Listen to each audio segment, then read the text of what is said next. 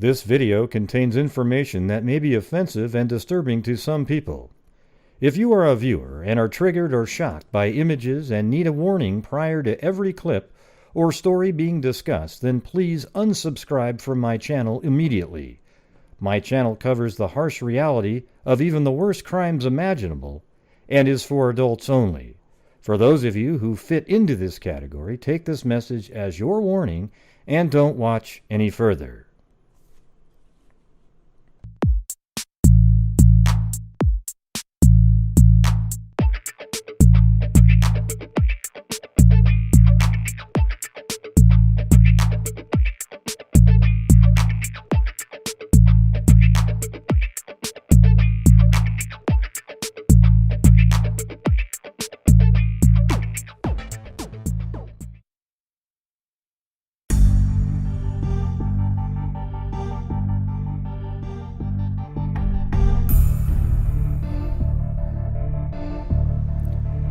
Hello, freaks!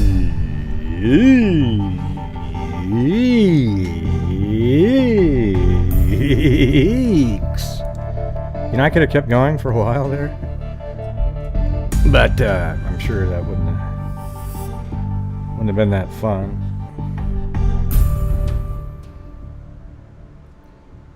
Yeah, I've got a troll that keeps emailing me, but what I do is I forward the emails to the local police department, and I send them to people, so at least people have a record of this lunatic that's out there. You know, he calls me a keyboard warrior. It's like, what do you mean? I don't even type anything in, I just talk. You know? It's ridiculous. The neck is a little bit, it's better. It's not draining as much, hardly at all. I think in the next couple days it'll get better. Yeah, that's what I'm thinking anyways. Next couple days it'll, when I say, I'm just talking about the wound, okay? My arm, it's a good 1-2% better than yesterday. I've got, I don't know, I'm hoping that the 6 weeks, so I got another 3 weeks and a day, 2 days. We'll see how it goes.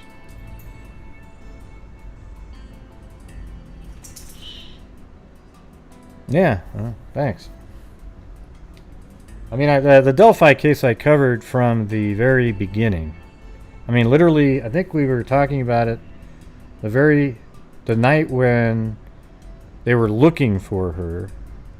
I mean, the girls. And then the next day, we were following along, and then they were found.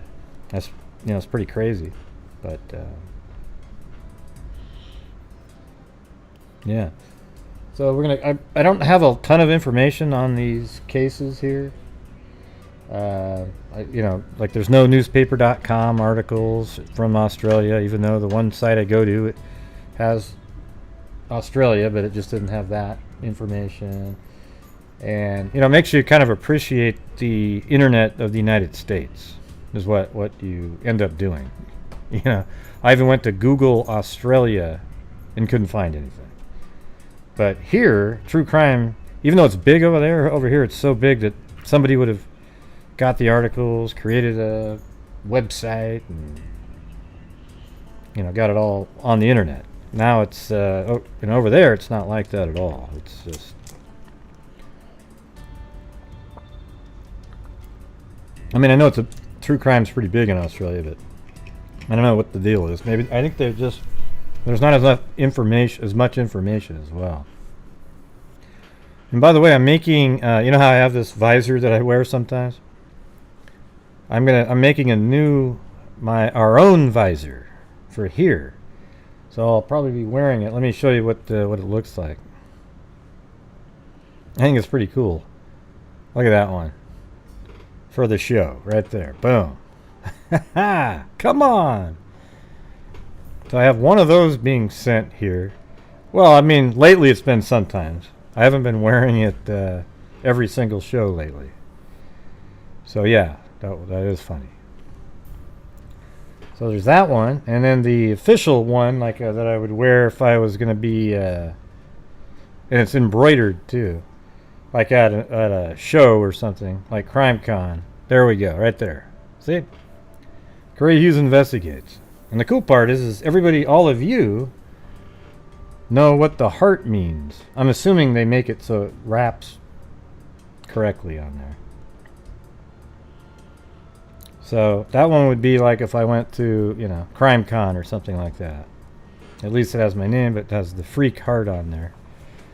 So there you go.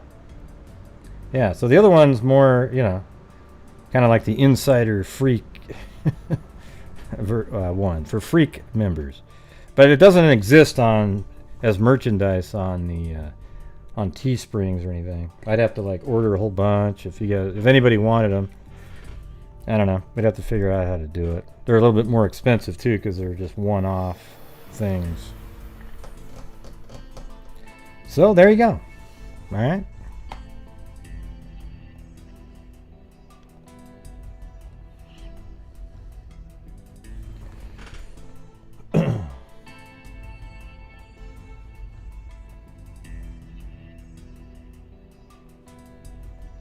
Let's see. Okay, now I'm going to do the cases.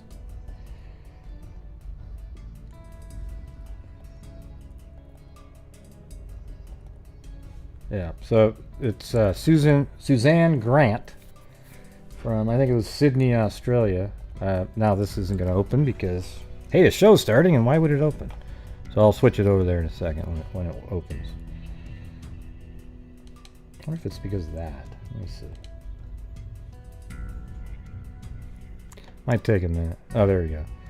So there's that one.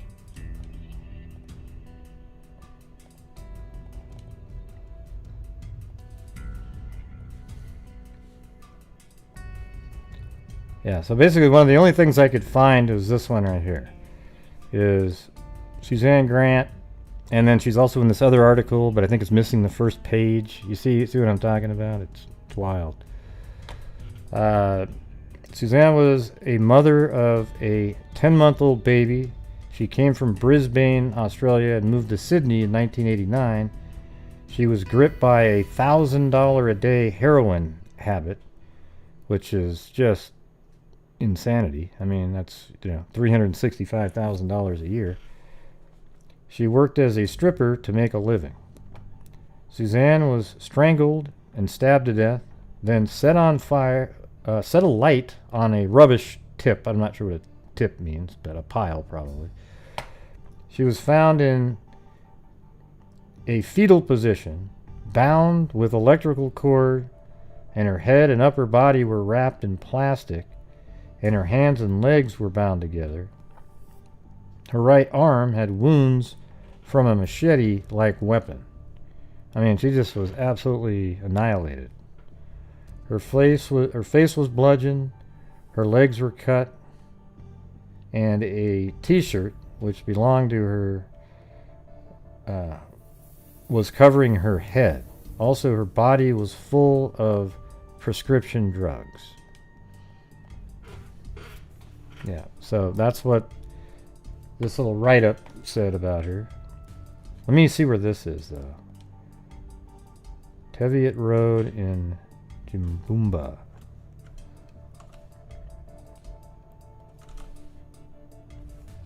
Yep, there we go.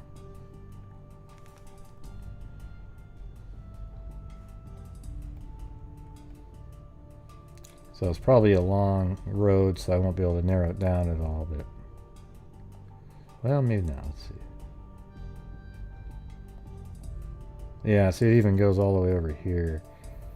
Starts maybe right there, and then travels around, and I think, and then maybe it ends right here. So I guess, you know, in this range, from there to there, so somewhere in this area. Like I said, there's really no information. It doesn't give you a side street or anything like that. But I'm doing this because Lee asked me to cover it. Because she was friends with this individual. Probably as a youth, I would imagine. Is that right? You still out there, Leigh? Or Lee? Leigh. I'm not sure if I'm saying it right. But hey, thanks, Richard Watts.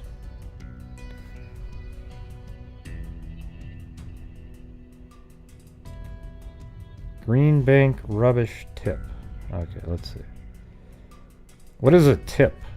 I mean, over there. I don't know what that stands for. All right, here we go. So close to here. So a rubbish, like a dump. I was just going to say that. Okay. Or you typed it in at the same time I said it.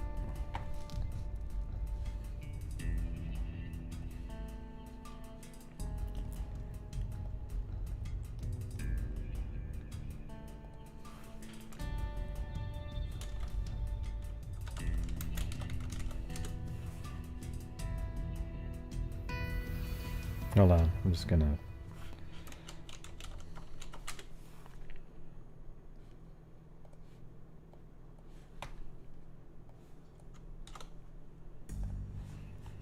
Okay. So that's where she was found. Is that, so let me read that again, knowing that that's what that means.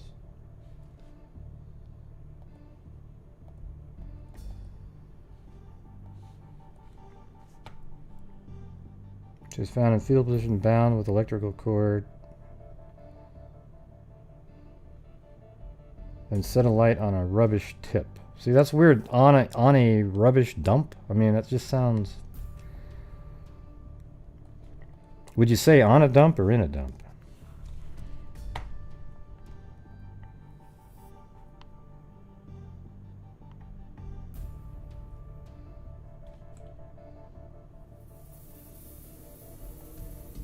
Well, I mean, a lot of times those dumps are just open, you know. 1991. So this is May 28, 1991.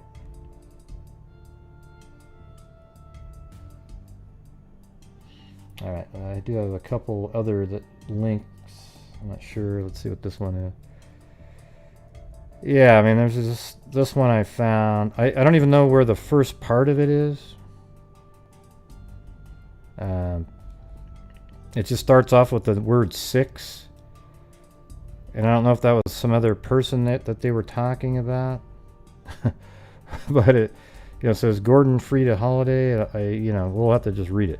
6 was last seen near Brunswick Street, Fortitude Valley, the same as Suzanne. So there must have been something prior to this that I don't have access to. So that's what I'm trying to tell you. The internet, I mean, it's just so much better here. We're really fortunate here in the U.S. to have so much better internet.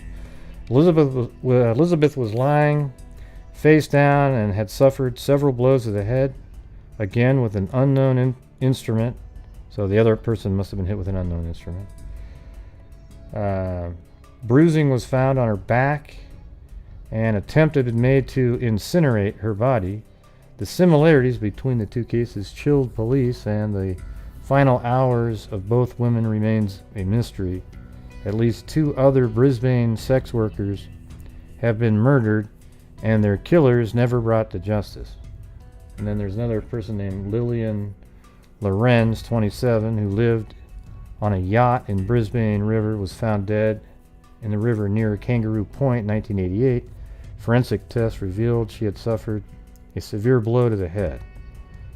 Carrie Jean Pierce, 26, also disappeared in 1988. Her body was found 2 weeks after she was last seen near the Gateway Bridge.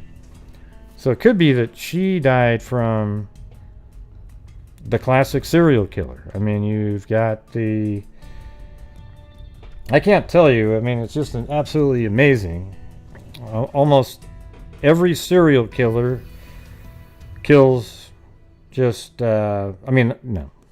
I won't say every, but a huge percentage kill prostitutes. Okay? The other ones, if they're like children, that's who they're going to kill. And that's totally different. And then there's the ones that just kill random people out there. But the ones that... The people that kill prostitutes, they feel really safe doing it.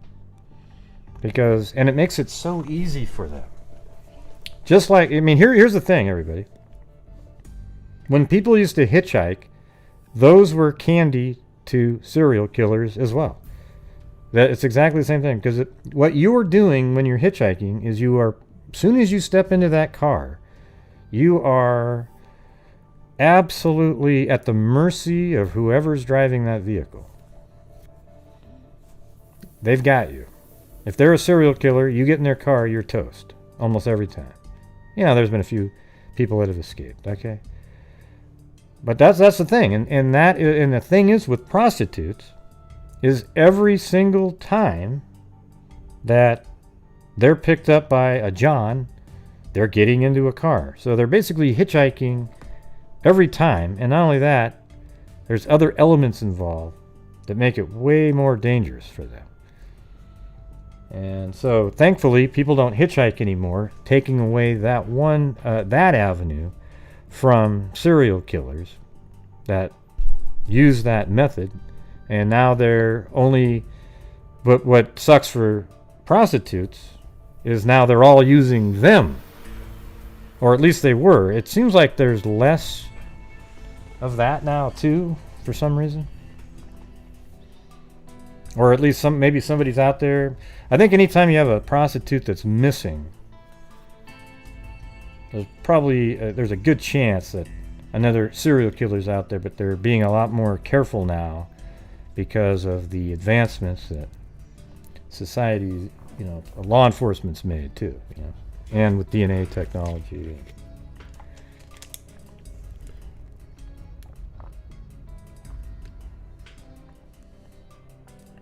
Oh yeah? You looked after, but was she back on drugs again right at the end there? It sounded like it. I mean, she was still doing prostitution, right?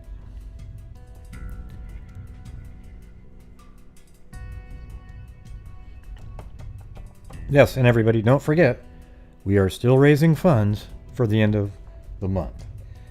Yesterday's show merely got us back on track for a normal month. Oh, so you're not sure? Well, it seems like she must have been back on it because every article says that. And then also,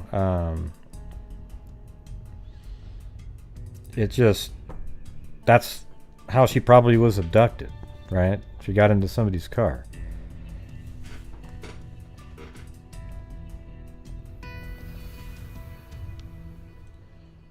Okay, so we got that one.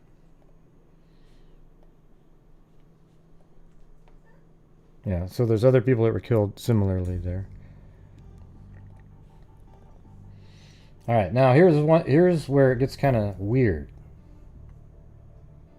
And I'll just read them all in different order. I don't know, I don't have them particularly in order because they were just kind of random. Hey, thanks Cat, Audio Caspian Horses Rock, and Michelle Nicholas. All right, so here's the thing: is her sister? Now, let me ask you something, Lee. Is it Lee or Lay, or how do you pronounce that? I'll wait for that since I don't want to keep saying it wrong.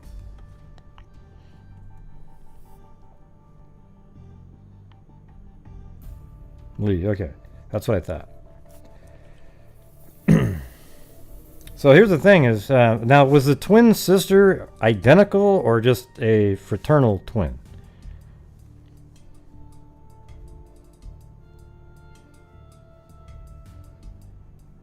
And by the way, I think frat means brother, so I'm sorry that it was so sexist of whoever said fraternal.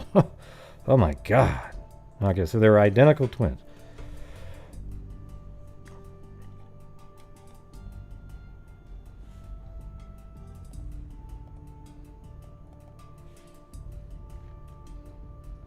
Okay, so this sister's name is Kirrillee Nicole Grant. Hey, thanks Allie Cake and Sooner History.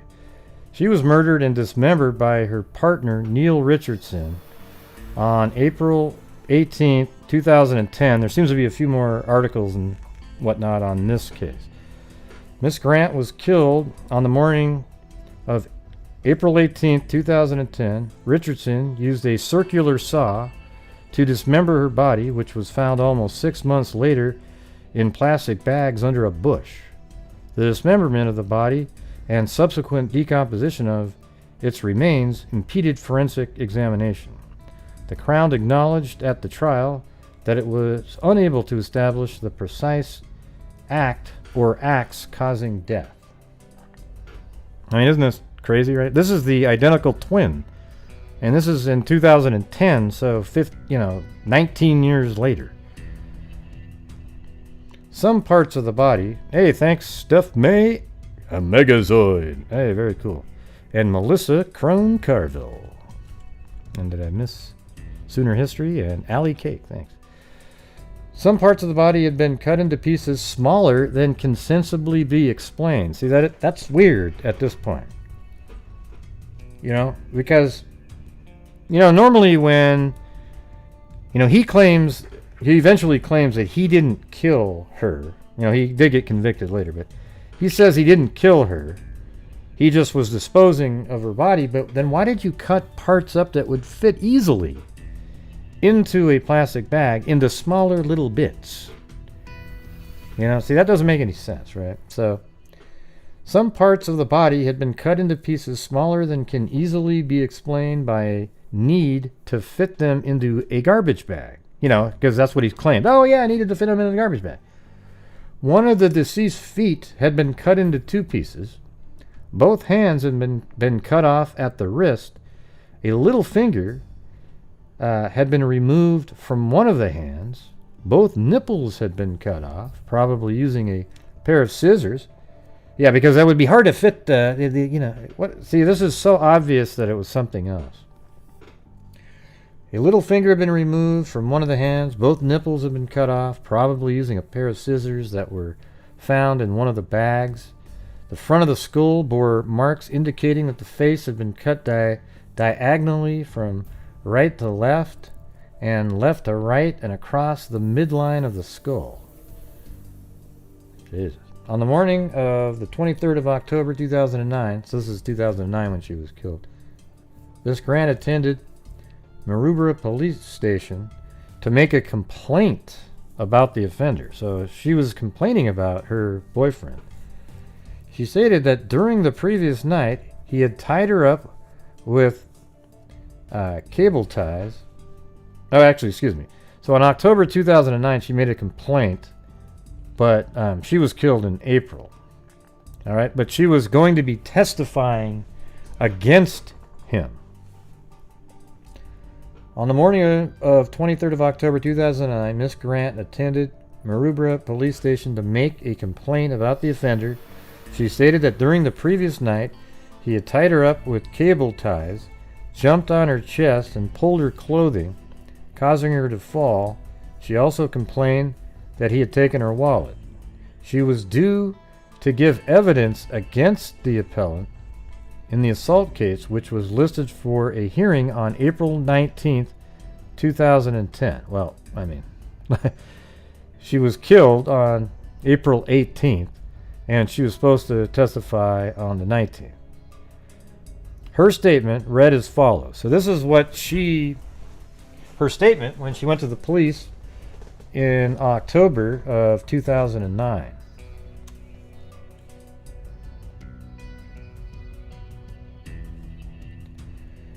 Let's see. During our 3-year relationship, Neil assaulted me on occasion. Approximately 4 months ago, he punched me in the left eye. I never reported this incident to police. We have had several verbal arguments, but no other assaults. About 4 p.m. Thursday, the 22nd of October 2009, Neil and I went to the Pagewood Hotel for approximately 45 minutes. During this time, we consumed 2 Sabooners each. I think it's, or a schooner. It's a really small writing, I can't see. I think it says schooners or schooners, right? Maybe it means like a lager or something. I don't know. Of full strength beer. After the pub, we went, or probably like a Stein is what it, maybe more like that. After the pub, we went to Kohl's Supermarket, where I bought some ingredients to cook dinner that evening. Neil bought a bottle of bourbon as well. Between 6:30 and 6:45 p.m., we arrived home, and I made dinner for us both. After cooking dinner, I placed it on the table for Neil, however. He didn't eat it. Neil was sitting in the lounge room watching TV. He became very snappy towards me and began arguing with me, saying, "You're going to spend all the money on drugs tonight at King's Cross tonight." I replied, "No, I'm not. It's for the car. I'm staying home tonight." The next thing I knew, Neil grabbed my wallet, which was attached to a chain hooked onto my belt. The chain broke off my belt, and Neil took my wallet. I said, "Give me back my..." I mean, it's just weird how it's written, how it's just... He said, "Give me back my wallet." He said, "You're not getting it back. You're not leaving the flat. You're not calling the police. I'm going to teach you something tonight. I've had enough of you. I've put 12 years into you. You don't respect me. I'm going to teach you a lesson. That's why your sister died, because you're both the C word, and you both deserve..." And by the way, I was called that same word by the troll. "Deserve to die. No man could put up with you." The argument continued in the hallway of the unit when Neil grabbed me around the neck with a tartan tie that I was wearing around my neck. As Neil has pulled the tie, I have fallen to the floor on my left side. He has then pushed me on my chest where my back hit the ground, I guess. It's really crazy writing right here. Italic. I had difficulty breathing and was in fear of my safety. Neil began to drag me by my leg into the bathroom. I can't remember if it was both legs or just one. I saw Neil grab black cable ties from the floor next to his side of the bed. I have never seen these ties before, so he was like prepared. He then tied my hands behind me, and then my feet together. The cable ties had sharp edges which were cutting into my skin. While laying on the floor, I began crying in fear of my safety. Have they ever looked into this guy for killing her sister? And maybe he had some sick sort of, like later on, he was with her knowing that she was a prostitute. Because, I mean, I wonder why they haven't looked into that. Kind of makes you wonder. Because the brutality level of this guy is very similar to her.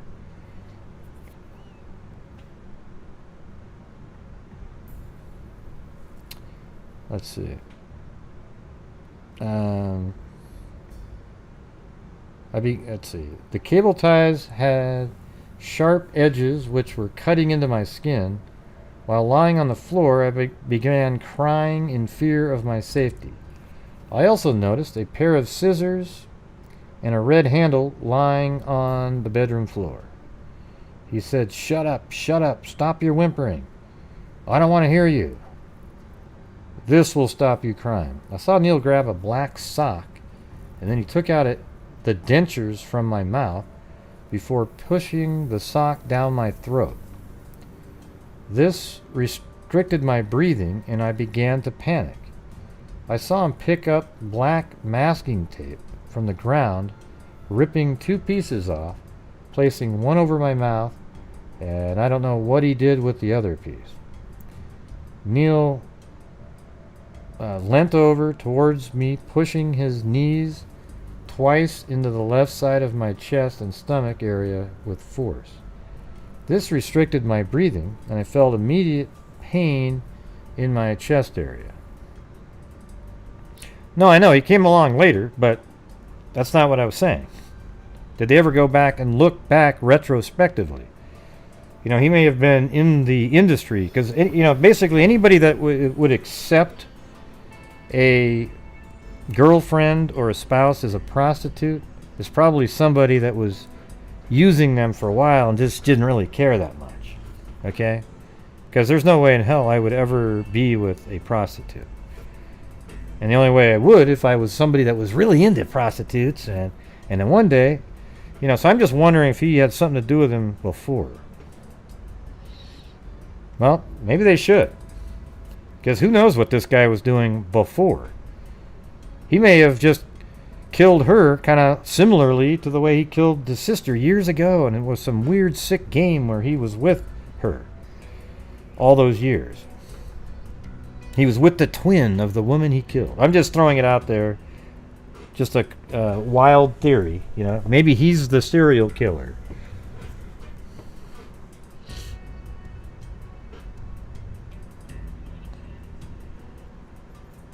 Because anybody that could do what this guy was doing, he has the serial killer gene, okay? When you start cutting body parts up and doing weird shit like cutting nipples off and crap like that, you've got some other shit going on. That you're not just a random guy that was trying to cover something up. That's all I'm saying. Okay, so anyways, as I was trying to catch my breath, Neil removed the masking tape from my face. Whilst ripping it off quickly, I felt a burning sensation to my mouth area. He removed the sock that was in my mouth, which helped me breathe again. Neil walked out of the room for a short time before returning to the bedroom, where he fell asleep on the bed. The incident went for several hours, and I think it was about 4:45 a.m. when he eventually went to sleep. I lied on the ground for a while to make sure he was asleep, and I could hear him snoring. I got the scissors and tried to cut off the cable ties from my hands. However, this didn't seem to work, so I grabbed a lighter from the bedroom floor and began to burn the cable ties. I stopped using the lighter as I was burning my wrist, as I still couldn't break the cable ties. She didn't learn that technique where you kind of have to do this weird twisting thing and then boom. I again used the scissors and eventually cut the ties.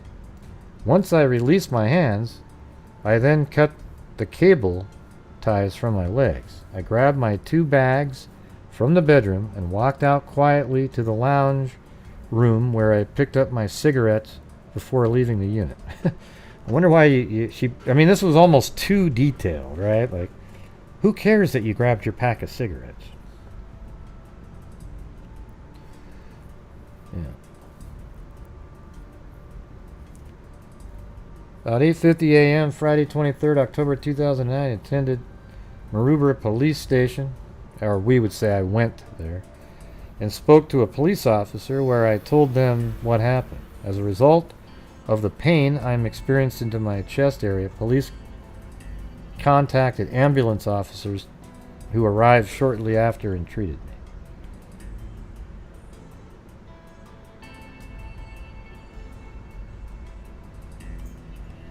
Who's this person? Is this another killing?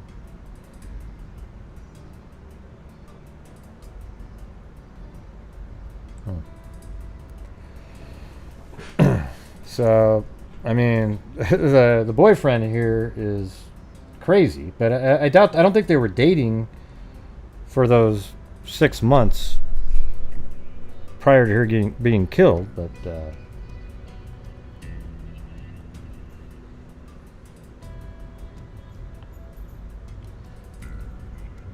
so I guess his name is Neil Richardson. It says Neil Richardson cut up prostitute. Her name's spelled wrong here. Kirrillee Grant's body in Garanjan, but did not murder her. He told the Supreme Court. A prostitute whose body was cut up with a power saw was due to give evidence against her boyfriend the day after she disappeared. Crown Prosecutor Sarah Huggett alleged that Neil Richardson murdered his lover before dismembering her, placing the body in plastic bags and dumping them in New South Wales paddock. But Richardson's barrister, Graham Turnbull, God, I don't know what all these abbreviations are, said while his client did not cut up the body of Kirrillee Grant and dispose of it, or he did do that, the Crown could not prove he caused her death. What are you talking about? You know what I've said 1,000 times is, let's say she died accidentally. The stuff that he did to her, he should get 30 years in prison regardless. Because people who can do that are psychos, especially what he was doing. He wasn't doing, okay, I got to cut off an arm and the legs and put it in a bag and get it out of here. He was cutting up little tiny parts because he was interesting to him. It was neat.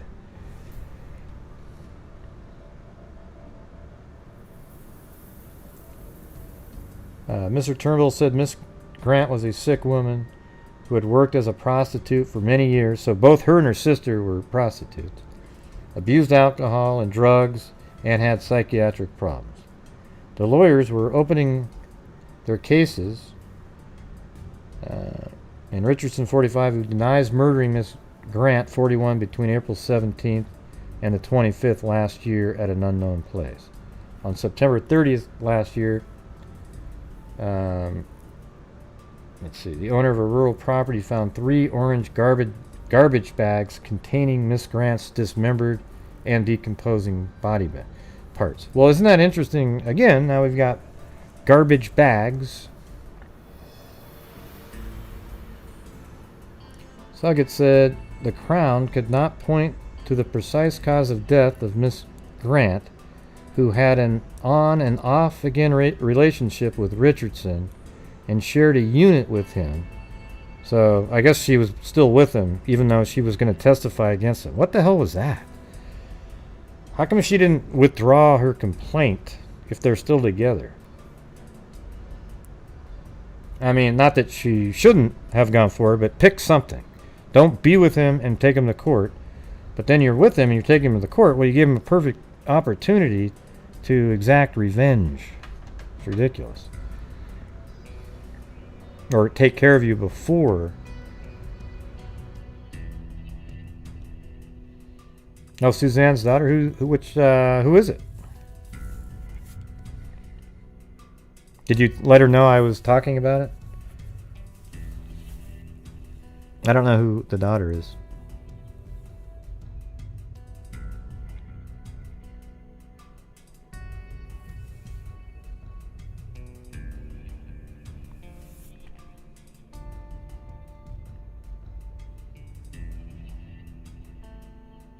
Oh, Natalie?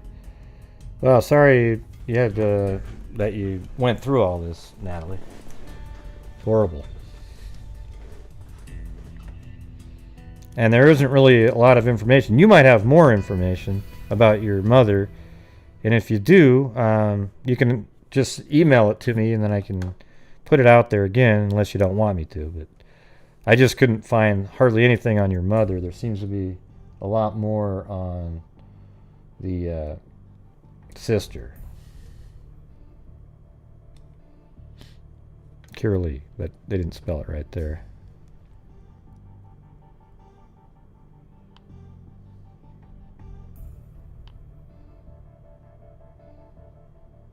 That's okay, Zozo. Let's see.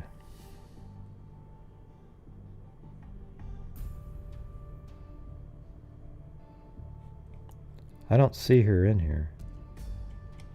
How do we know that she's in here?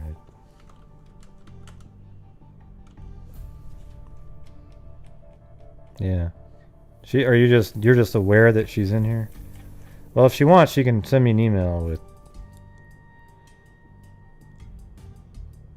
Oh, Natalia, not Natalie. Okay. Natalia. Okay. Well, Natalia, if you want to send me an email that has more information, perhaps you have scanned in documents or whatnot. I don't have hardly anything on this.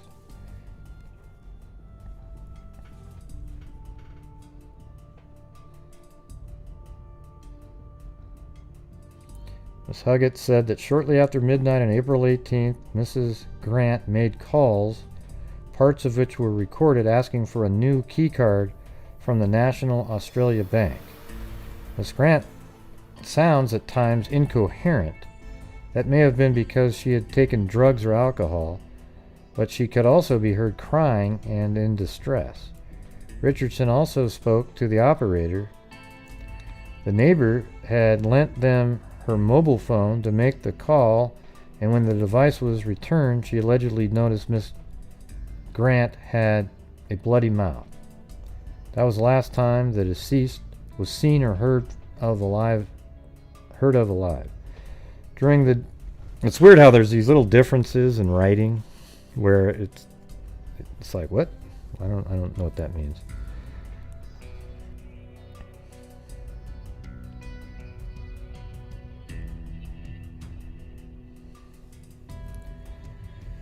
Richardson had lied to police and was someone whose lifestyle was at the lower end of social spectrum, but he invited the jury to concentrate on what was known about Miss Grant and her behavior. Let's see. Now, here's one where boyfriend admits chopping up body but wasn't murdered. Well, I think he got like 20-something years in prison. Now, 21. There it is. So, it wasn't like... I think he was convicted of murder. That seems like an awfully light sentence, to be honest with you. Because I'll guarantee it that he gets out in 21 years, given the new climate out there.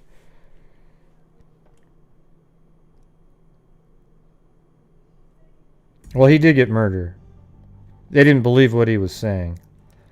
A man who claimed his live-in lover had died an accidental death before he cut her body with a power saw. But you can't just say power saw there. You have to say, and then cut her individual nipples off and other small parts for some unknown reason, other than that he's a psycho. That's the reason. Neil Richardson's treatment of the body was partly an expression of anger and hatred. Well, there you go. Towards Kirrillee Grant, Justice Lucy McCullum said in the New South Wales Supreme Court on Friday. Richardson, 45, was found guilty last November of murdering Miss Grant, 41, in April 2010 at the unit they shared, which is really sad that she was still sharing the unit with this guy. That sometimes people make crappy decisions when you're doing drugs and, maybe you're just not in a good place. And it's weird. See, isn't that you got to admit that, like, that's so dangerous at that point. You're going to be testifying against your live-in boyfriend in an assault case where he's going to have some prison time. But you're still living with each other. I'm not sure how that would have played out.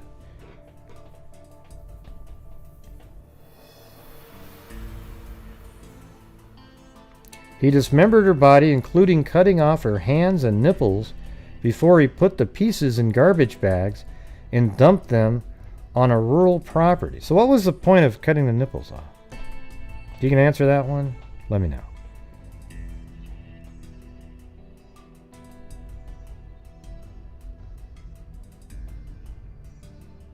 Yeah, I don't know who that is, so...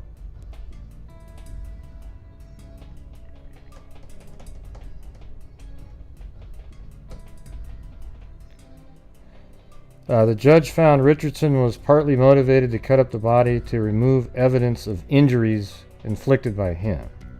Yeah, maybe he bit both nipples and then he cut them off so that they couldn't... Yeah, maybe. She noted the jury rejected his claim that Mrs. Grant, a prostitute who was a heavy user of drugs and alcohol, died when she hit her head on a coffee table after falling during a fight. And of course, what we all know, what normal people do, when somebody dies accidentally at your house, you immediately find a circular saw, start cutting them up into little bits, putting them in the trash bags. I mean, that's what everybody does, right?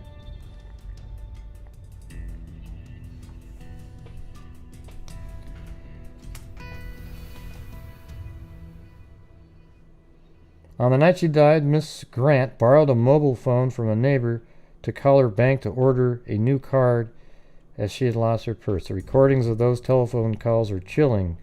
I'd like to hear those. They revealed that Miss Grant was at times coherent, angry, frustrated, and distressed. The offender... So maybe the boyfriend took her wallet again and destroyed her credit cards and those kind of things. The judge was satisfied. Miss Grant rang the bank under threat from Richardson. Now there you go. So maybe I wonder why he would do that. Oh yeah, to change the number so he could use it. That she was in grave fear of harm at his hands at the time. She found Richardson had formed the intention to kill Miss Grant and was forcing her to make the calls so he would have access to her bank account after death. Yeah, that's what I thought originally, but then I changed it. But that's exactly right. Makes sense.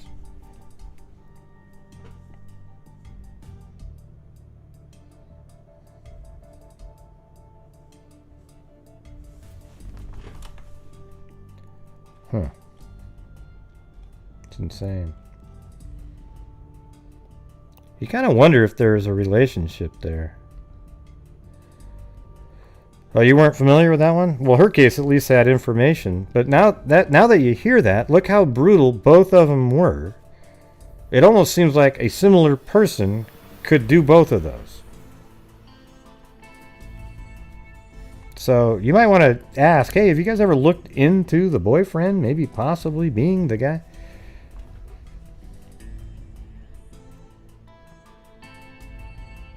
Oh, yeah. Well, that's a good reason to abolish it right there.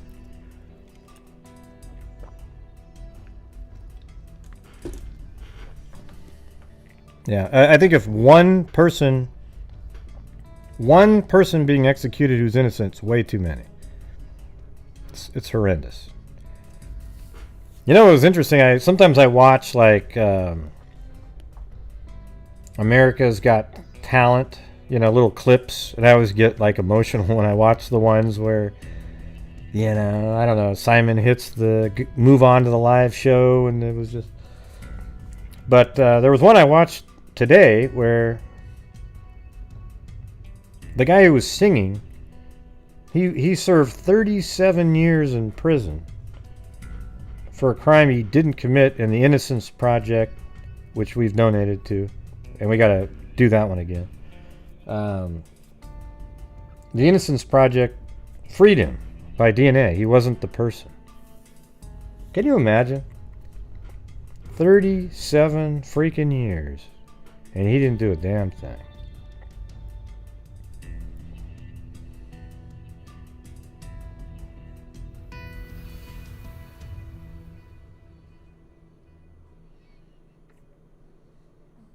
Yeah.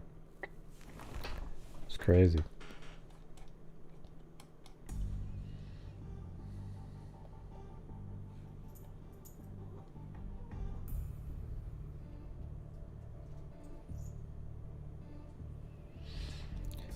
So I don't really have much more on those cases.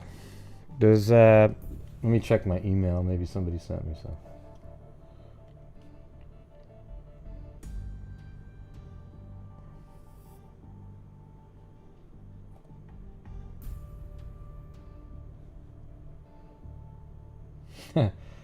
Yeah.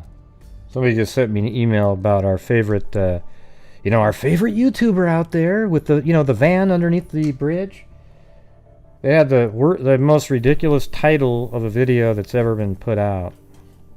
It said, Delphi case, Garrett Kurtz admits guilt. And it's like, it had nothing to do with that.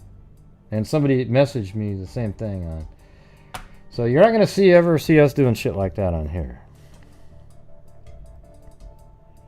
Yeah, no problem, Lee Dobby. Now, if you ever get more information on that, let me know. I'd like to have if there's more information about the investigation and details, that'd be great. Thanks, Steph May.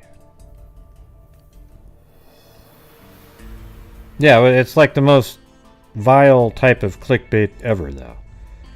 You know, it's okay to do something, you know, a word or something in there, and it's real. It's really like what you're talking about. But to just try to trick people, oh my God, it's solved! Oh my God, it had nothing to do with it.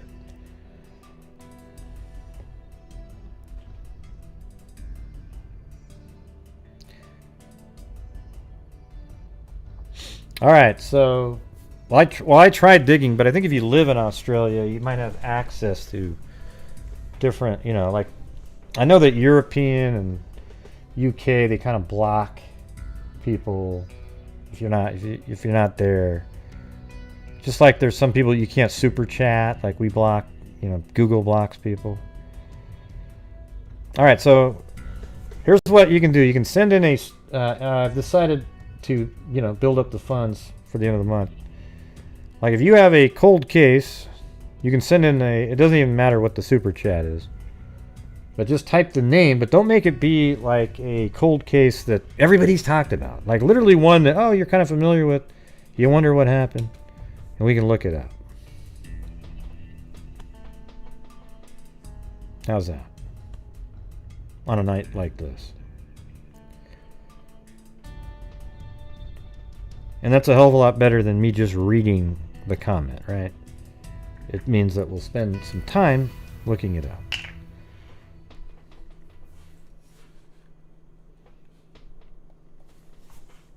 Yeah, why not right now? I don't have anything else to do.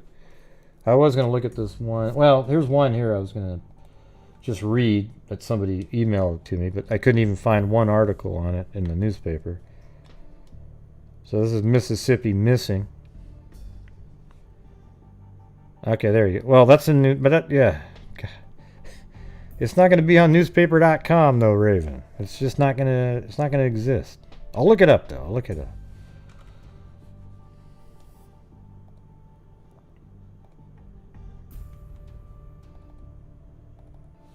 I'll put it over here. We'll see. Yeah, so this is an individual right here. I'll just read it. I don't have any other information. Missing since 1995. Someone knows. Angela Lynn Williams. Date missing July 1995. She was 21. Shoulder length black hair. Brown eyes. 5'4", 110 pounds. Angela has an olive complexion. Pierced ears. She seems really pretty. Angela was last seen on the Mississippi Gulf Coast in the Pass Christian area at an apartment complex on Highway 90 on the beach. She had a vehicle, a 1984 yellow Fiero. The Fiero was recovered and impounded. Also, the apartments have since been destroyed in storms. Circumstances in September 1995, Miss Williams' mother reported that she had not heard from her daughter in several months. Miss Williams' mother, disabled and lived in Arkansas. Angela's boyfriend stated she had left with a rich friend she had met in Florida. The investigation revealed she did have a rich friend in Florida. Angela left her place of employment, Copa Casino, July 10th, 1995, around 8 a.m. She left behind her paycheck and her vehicle. Well, it kind of makes you more suspicious of the boyfriend at this time, because he may have known she was supposed to be leaving with this rich guy, I'm wondering. I mean, I don't know if it's a girl or a guy, and she didn't want him to leave. Because listen to how that's you know, like, how come she would have left her check behind, everything like that, and her vehicle? That doesn't make any sense. No thanks, Jenny Penny, but I know that's just a joke. All right, I got two of these. We won't be doing Jean-Benet Ramsey. No, thank you. But anyways, thumbs up, thumbs up, thumbs up. All right. No remains thus far have been identified. Details are available for Angela. Or dentals, I mean, are available.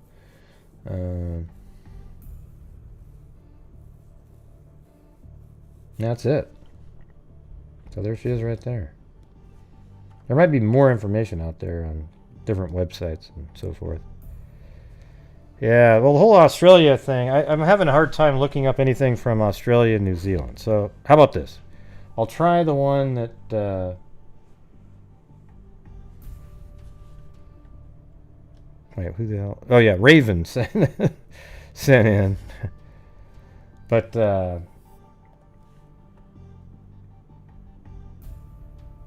okay.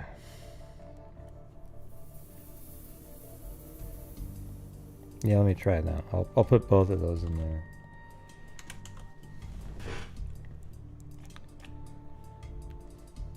Well, let me try this newspaper site here.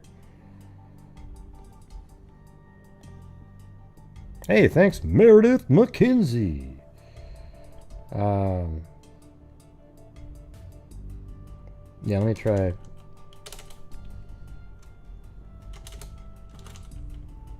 Kirsty Bentley.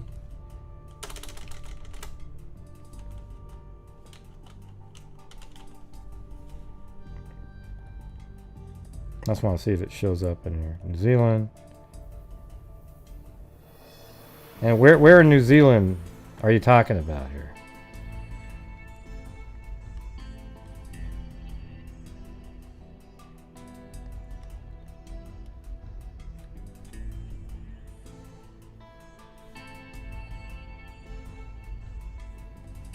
Anybody?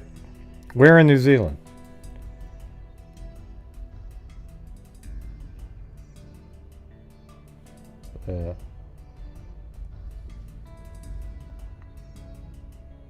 Okay, well that doesn't show up. And what year? That always helps.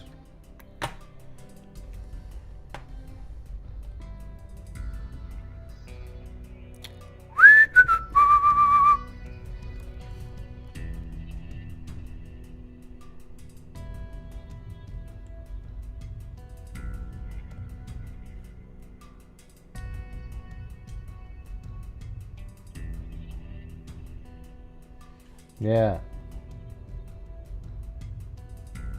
Not a damn thing.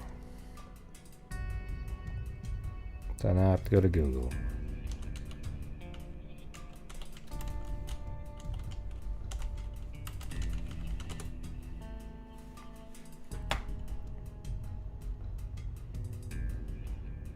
Now it looks like but see, this is one that a lot of people have covered. Look. I don't like doing those ones. Yeah, it's they're all over the place.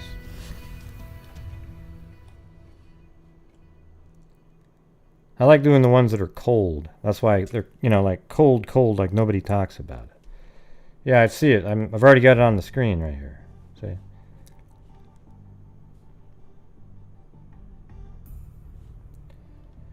Kirsty Marianne Bentley was a teenager living in Ashburton, New Zealand. This is from Wikipedia. Who went missing while walking her family dog on the afternoon of the 31st of December 1998. After an extensive search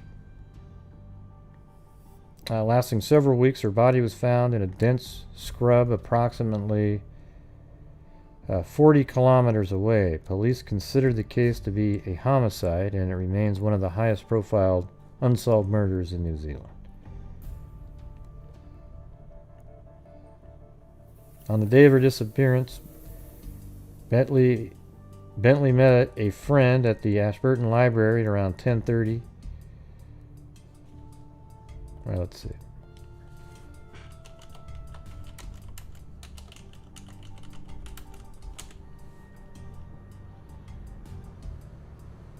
So, right here.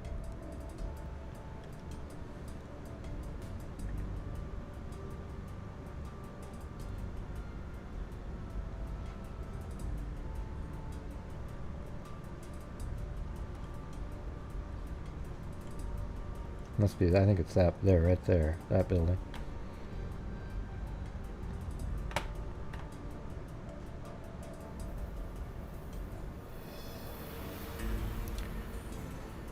Let's see. Bentley met friends met a friend at Ashburton Library at around 10:30 a.m. on December 31st. After doing some shopping, they had lunch at McDonald's at around midday. Bentley was dropped off at her home by her friend's sister at around 2:30 p.m. After returning home, her brother John told her that her boyfriend had called and left a message asking her to call him back. Phone records show she made a call to her boyfriend at 2:38, so that was just 8 minutes after she got home. But he wasn't there, so she left a message asking him to call her back. From here, it appears Bentley decided to take the family's black Labrador dog, Abby, for a walk. This was not unusual for Bentley. She often took the dog for a walk to pass the time. Here, let me put this in the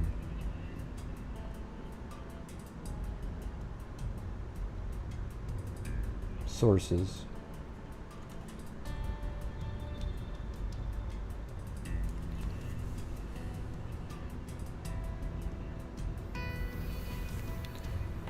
Well, I mean, I got a bunch to do already, but I can always do these later, you know.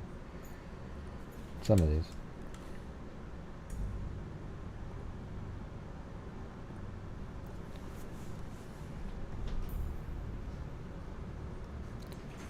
So she was going to take the dog for a walk, right? You know, just a little bit after 2:38.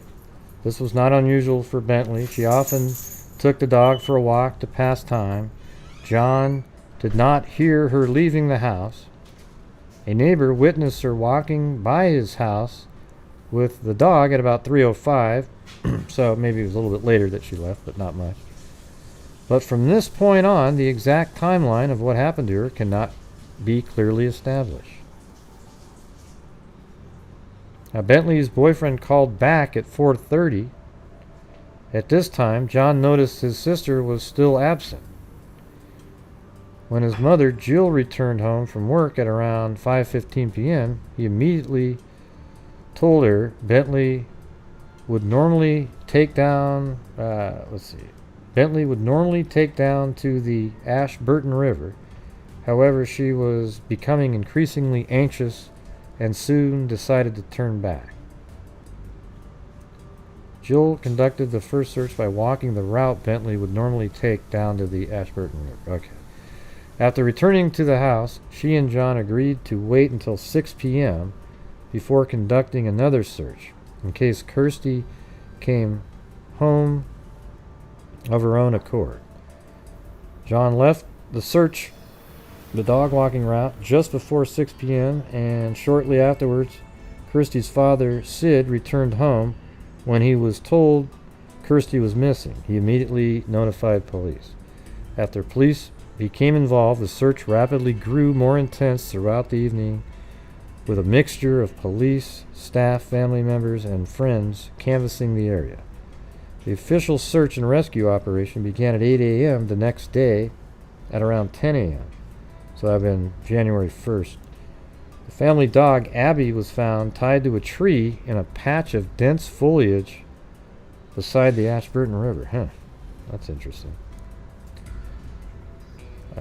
Let's see, what does this map thing here say? Last sighting, and then her body was found. Let me see if I can, so she was last seen just in this town here. And then her body was found like right here. Just looking at this map, looks like she was found kind of like right in this area right here.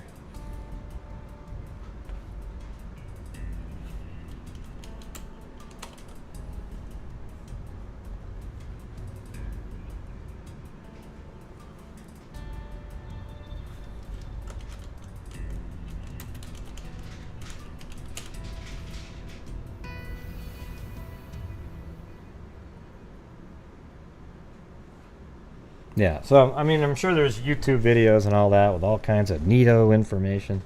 I don't have that because I'm just doing it on the fly. So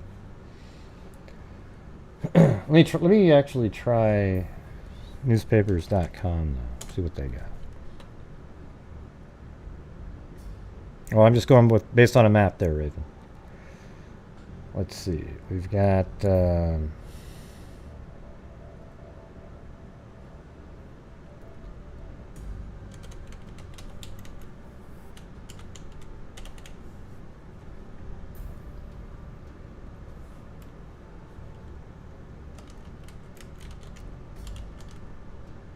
Yeah, I don't think it's gonna have it.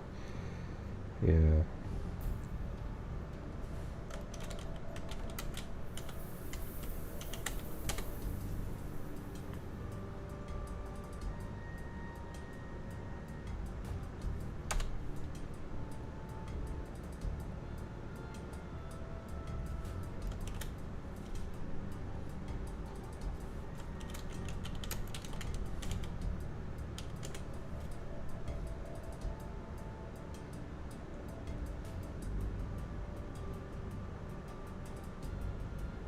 I'm already in here. What are you talking about?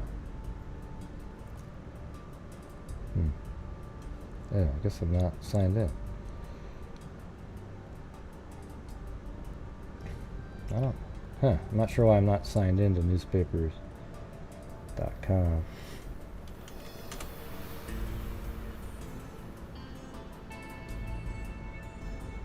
Oh, that's what I normally sign in. Okay.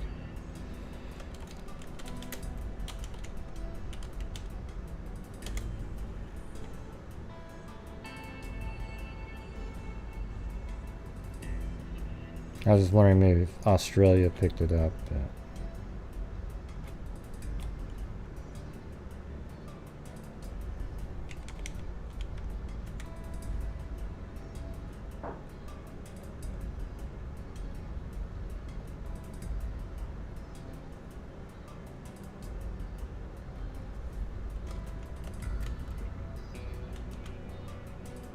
Yeah, see, they don't have New Zealand on newspapers.com, so don't have that.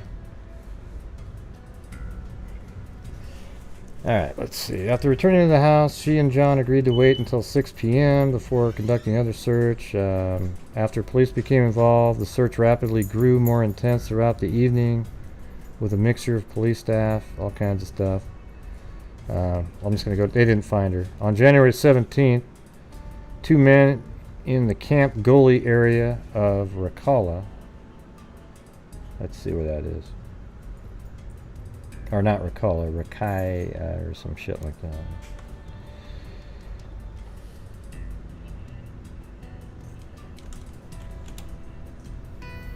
That's a little bit further down than that. That's what the map showed. But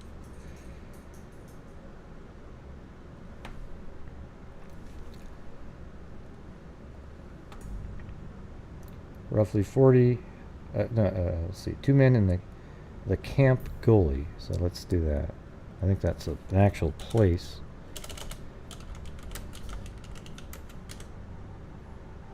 No. Did I spell that wrong? In the Camp Gully area, roughly 40 kilometers away from Ashburton, found a badly decomposed human body lying in a patch of overgrown scrub and planted pine. The body was later confirmed to be Bentley's. And it's actually EY, not the way you gave it to me. So maybe that's why. Hold on. I was wondering that when I was looking at it. You give me just a Y.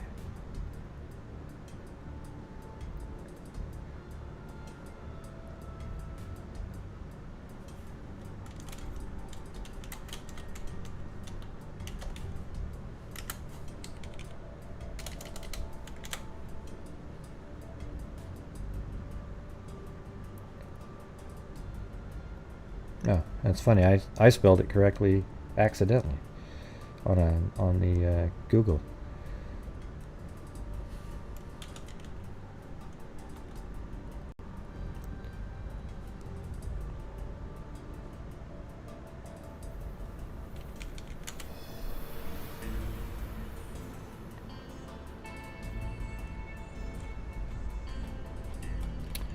No, still didn't do it, but I always find articles are so much more information than these write-ups that they do. Okay, so this is the area. Let's see. So it's going to be on, the way they have it, looks like it's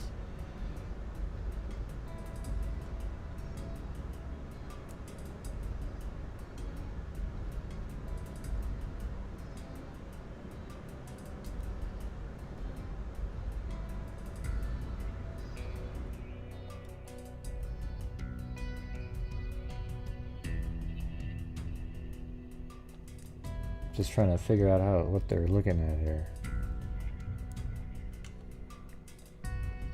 You'd think they would do north-south orientation, so.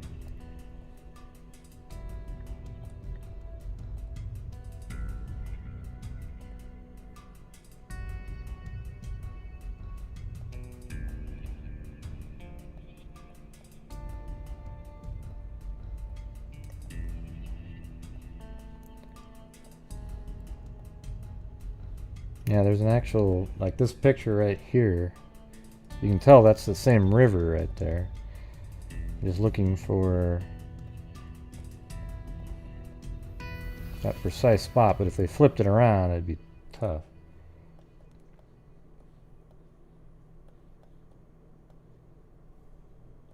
It's crazy that they found her so quickly. There isn't a lot of people don't live in New Zealand, you know, and out in the middle of nowhere. I mean, it would seem like the odds of somebody stumbling upon a body is pretty low.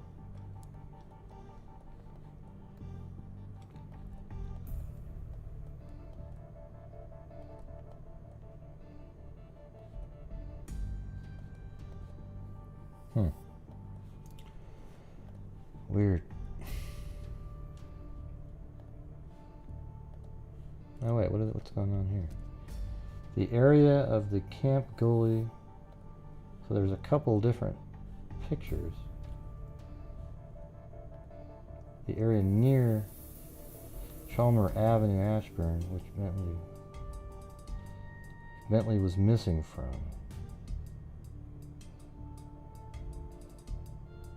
Huh. So that's weird how it looks so similar to the river does. I mean, look at that. That's where she went missing from, and the river has that same look to it. See? Down there.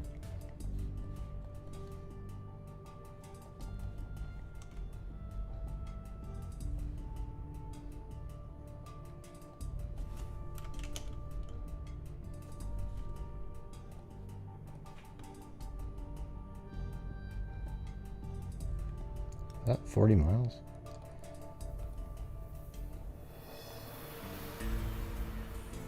Huh. That looks not nowhere near the miles. I'm kind of wondering if it maybe is higher up like that.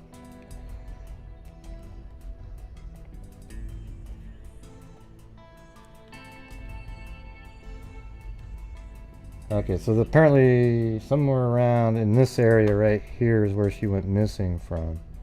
Just in this area.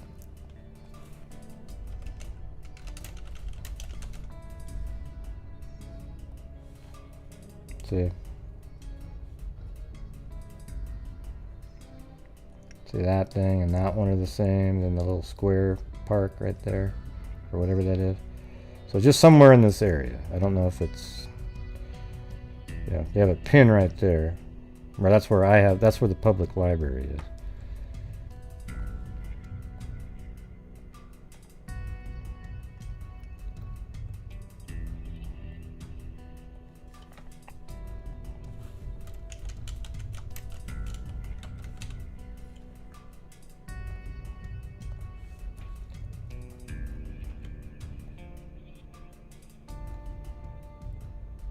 So that's kind of weird.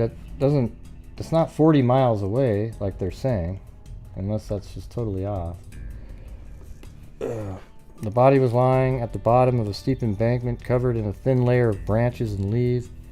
She had been placed in a fetal position and was fully clothed in what she had last been seen wearing, with the exception of the underwear that had previously been found at the scene of her disappearance. Oh.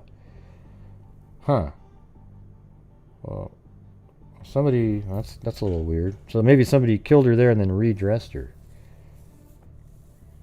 A large paddock was at the top of the embankment above her, and the location was close to Highway 72. Let's see where that is. What's a paddock?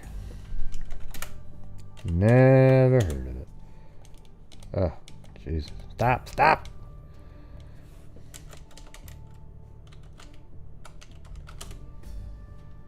There is no Highway 72. Awesome. Man, that's great.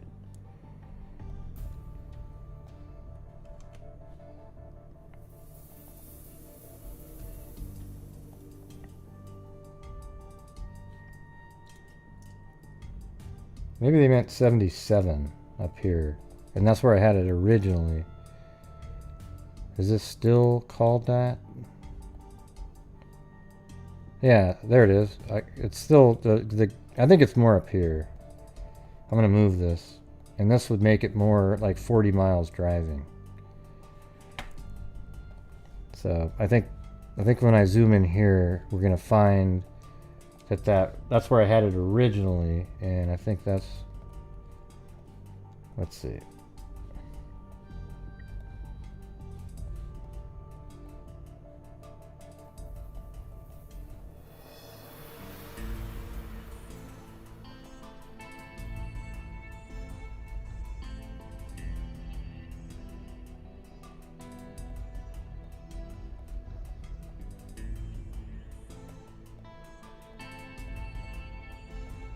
What a crazy looking river.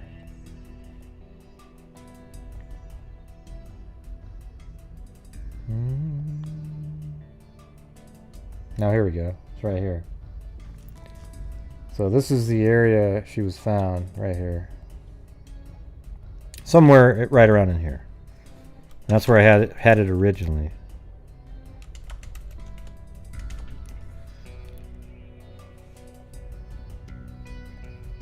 And so if you move in the image from, see, that's the one that was on Wikipedia.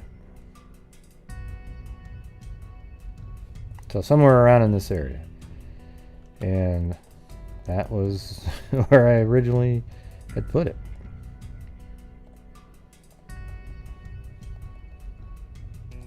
And I think that's going to be more like 26 miles, but probably driving it's 40, and that's how they measure things.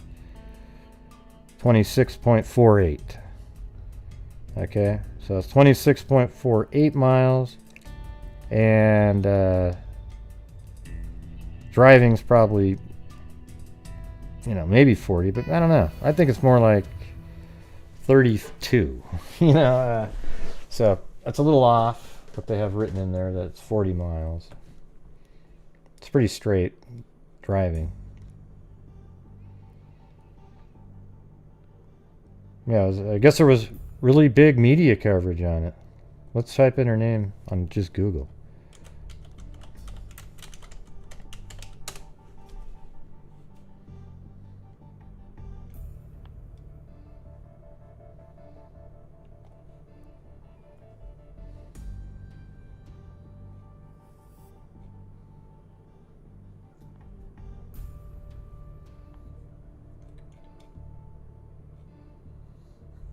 Oh wow, that's her dog. That's crazy. Here, let me put this one in there.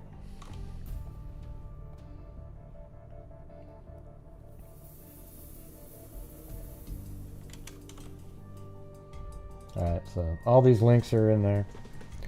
On December 31st, 1998, 11-year-old Sarah Ward was riding her bike on Chalmers Avenue, Ashburton, not far from the river. The Thursday was hot, peaking at 34 degrees Celsius at Canterbury. Locals and their dogs were swimming in the river and staying cool in the green fringes. Holiday traffic along nearby State Highway 1 kept up a steady hum. Let's see. Sarah waved to a small teenage girl who was walking past Kim and Barbara Mote's place at number 20. The girl, whom Sarah knew well, had mousy blonde hair and was walking her dog in the direction of the river. Her name was Kirsty Bentley. She was 15 and lived around the corner in a red brick bungalow at 165 South Street.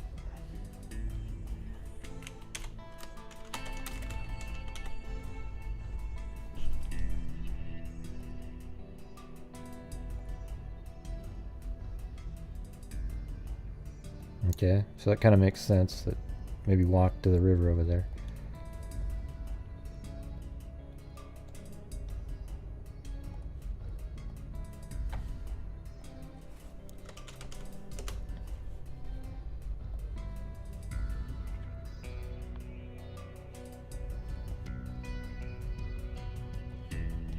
And there's the brick bungalow right there. That's her house at the time.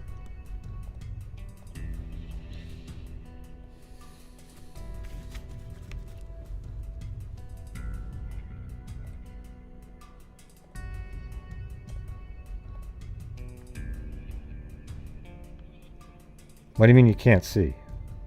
Wear some glasses. Let's see. We're gonna well, go get surgery on your eyes if you can't see. Sorry about that.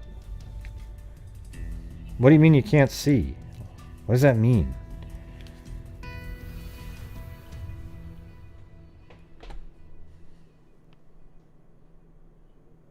I don't have the wrong screen up. I have the screen that I'm reading, and then I just showed you this screen. That's the bungalow. See? I think you have the wrong everything up. I don't know what's going on there, Susie B. Sorry. I don't think anybody else is having any problems. I think you're looking at the wrong YouTuber at this point.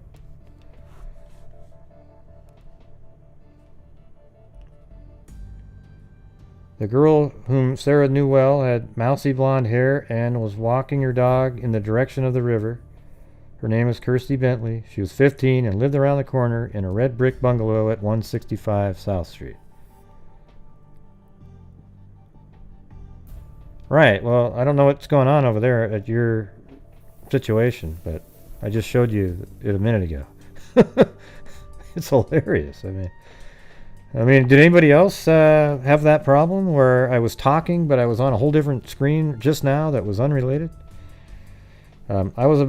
It was about 3 p.m. on that calm, blistering day, and Sarah was one of the last people to see Kirsty alive. Kirsty's family reported her missing 3 hours later. Police, friends, and locals joined a frantic search, but the teenager and her dog were nowhere to be found. Around 9 a.m. the next day, Abby, the family's sometimes aggressive black Labrador crossbreed, was found unharmed, tied to a tree in scrub near a section of river track Kirsty would often walk. Kirsty's underwear was discovered on a bush nearby. So it seems like she was alone when she went there, and somebody attacked her, but their first move was to tie the dog to a tree. Now, maybe she tied the dog to a tree for some unknown reason. We don't know. But anyways, the dog's tied to a tree. She was attacked, probably even raped right there, because why would her underwear be on the ground? But then she's redressed again. That's crazy.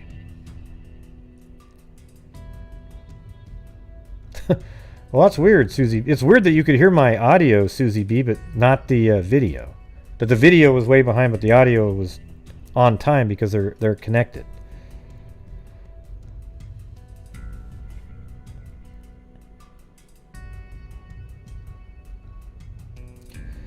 Well, that's a good point there. The crucial question, one that dominates this complex case, was whether the scene was staged, and if so, why. Yeah, I mean, let's say it was the time she was there, though, doesn't that seem like there would be people moving around, especially on a hot day like that? At what was it, 4 o'clock-ish. So it does seem like there'd be people moving around. But look, there's a picture of him tied to a tree right there. It's interesting just how thick the brush is right here, though. And there's the leash put around the tree. And so in a scenario like that, you'd actually have to take the leash off the dog, I believe, and wrap it, you know how you wrap it back through the hole in the leash, tighten it, then put the leash back on the dog. So that's a little bit, that's interesting right there. So that means you think you'd have to take the leash off the dog to do that.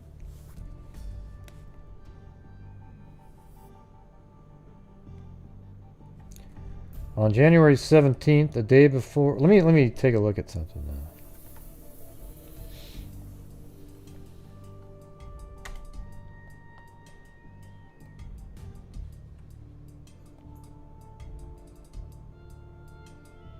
Yeah, they don't go right next to the river. But you know, I bet there isn't a ton of people that live here. So, and maybe she walked like down here and then kept going down a trail like that. And then you kind of make it to the river at some point. And maybe the dog was in here. There's actually a little walkway right there. So maybe she walked along here and the dog was found in there. I mean, it does look like it's pretty populated, but I don't know. I'm not from New Zealand. It just looks like that. It's kind of a small town though, comparatively.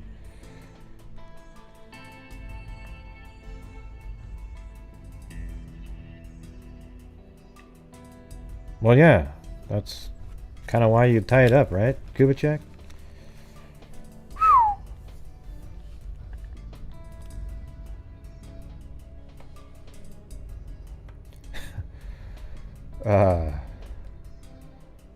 Yeah, wow, that's so...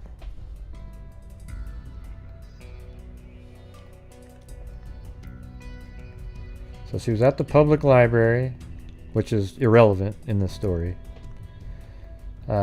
Made it home, then walked her Labrador, and her dog's found here tied to a tree and her underwear. So what we'll do is we'll just put dog and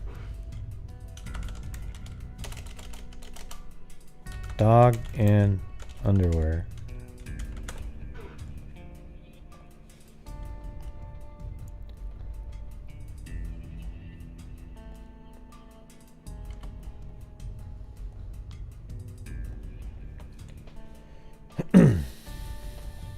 Okay, on January 17th, the day before what would have been Kirsty's 16th birthday, 2 cannabis growers, I almost thought it said cannibals. Now that would have changed the story dramatically at that point.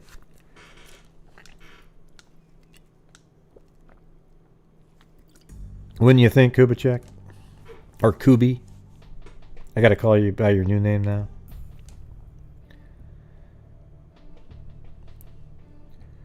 On January 17th, the day before what would have been Kirsty's 16th birthday,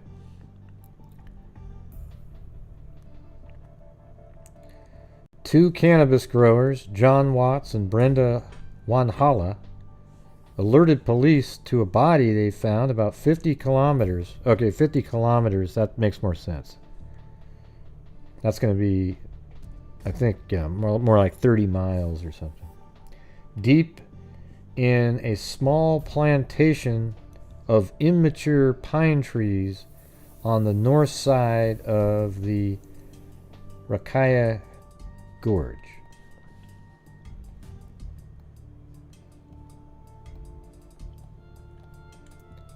So this is probably the gorge. It's on the north side. This kind of looks like what they're describing here. Immature pine trees. And remember, we're talking about, what year is this again? 1999, 98. No, it was 90. December 38, 1998. Look how cool that looks back there. Probably where Lord of the Rings was filmed. Yeah, so maybe she was found back in here.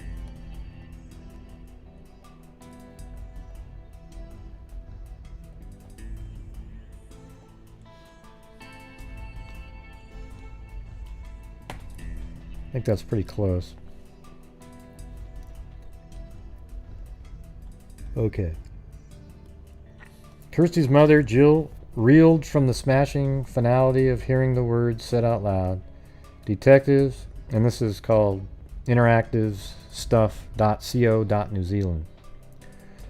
Detectives who broke the news watched the family's reaction carefully. They hadn't said where the body was found, but strangely, Kirsty's father, Sid, asked if she was found by accident or if somebody had seen something. Why would that be strange?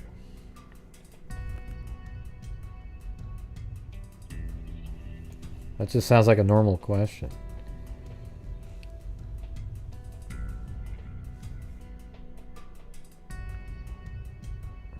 For Kirsty's teenage friends, it was a harsh entry into the worst sort of adult world.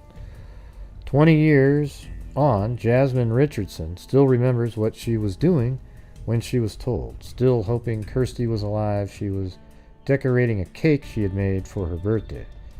Then, when I found out they'd found her, I think I knew it. I was so angry. Kirsty had died from a single blow to the back of her head. Her body was placed respectfully in the fetal position. Respectfully? The hell does that mean? And covered with sticks and bracken. Okay, well, it's all respectful because she was in fetal position, but putting all that crap on top of her didn't mean anything. It's ridiculous. Access to the site was limited, so carrying the 54-kilogram teenager there would have been no easy task. Huh. Well, I mean, I guess what could have happened was she was bashed over the head and killed, and this is one of those maniac necrophilia type rapists. They don't really care if you're dead or alive. And did his thing out there, left the underwear there, and then, respectfully dressed her again, okay? And left her in fetal position and covered her with branches. It's ridiculous. She was wearing a black tank top, a blue sarong with a white butterfly pattern, and black Colorado shoes with white soles. Her sarong was unpinned but covered her lower half. Investigators were struck by a scrunchie on Kirsty's wrist and the fact that her hair was down.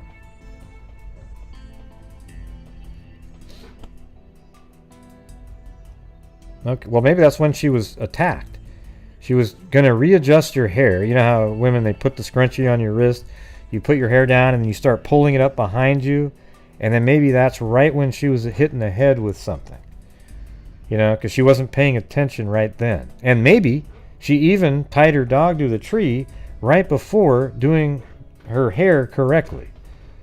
And then somebody just happened to be right there and boom! Right? How about that? Because she had the scrunchie. I guarantee that wasn't set up. That was just how it was. So she had her scrunchie in her hand, but she goes, oh, you know what? I want to put my hair up. I want to put my hair up. But she didn't want to let her dog just run freely. So she takes off the leash, puts it through the loop, attaches the dog to it. The dog's connected to the tree. Then she has it around her wrist, and she's about to put it on her hair, and the guy comes up and bang, hits her behind. Maybe she's not completely dead at the time, but it could have killed her. sexually assaults her. Then he puts her clothes back on. And I don't know how he gets her out of there, though, with her, not being seen, I guess. I mean, he could have left her there in the woods with her dog nearby, but left her in the woods and then came back later in the evening, late, got her body, dressed the body, and then drove her all the way 40 miles away or 30 miles away and then dumped her body up there. I think that makes more sense than some of the conspiracy theories out there.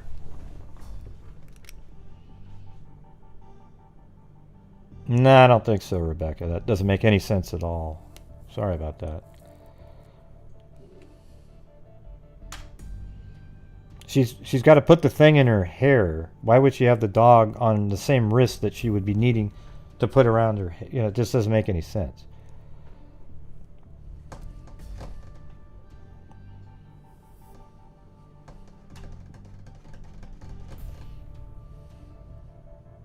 Yeah, I mean, you could do something like that, but, everybody thinks, oh, well, they would have done it exactly how I would have done it. I don't know what she would have done with it. Okay? Yeah, but why would the father or brother do it, though, Raven? Yeah, I mean, it could be. But what was curious about the comment when up above where he said, detectives who broke the news watch the family's reaction carefully. They hadn't said where the body was found, but strangely, Kirsty's father, Sid, asked if she was found by accident. Okay, well, what does that have to do with the location? Nothing. Or if someone had seen something. So what that means is he was just curious. Like, did somebody just stumble upon her? Or did they see something happen to her and then...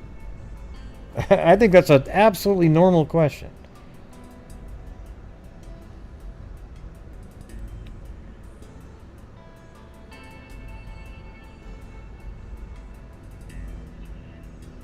Huh? Yeah, sure, Rebecca, but maybe she didn't want to do that. It just kind of makes sense to me a little bit what I just said, but I could be totally wrong. It just kind of made a lot of sense. Instead of having the killer come up, somehow tie the dog to the tree, then attack her, do all this stuff.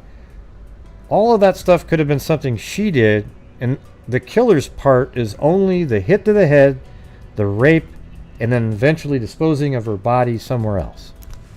I wouldn't be surprised at all if he just hit her body in those woods, and then later at night came by and got her to remove her from the area.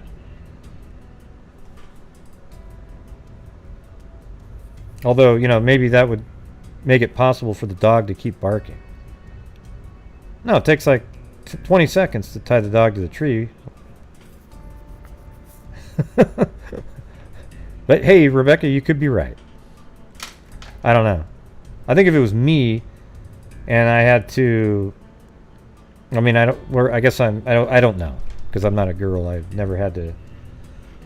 But if I had to, let's say I had to change my shirt or something like that, and I had a dog that was partially violent, it was kind of a aggressive dog like hers was. If I had needed to take my shirt off, I definitely wouldn't just step on it or something like that. I might, but yeah, it might be kind of complicated to take the leash off, put it through, because then you'd have to keep a hold of the dog with one hand and do the thing with the loop with one hand too. I don't know.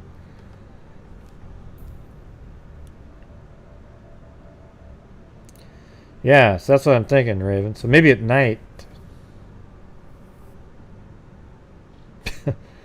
No way, Rebecca. I'm not growing my hair out.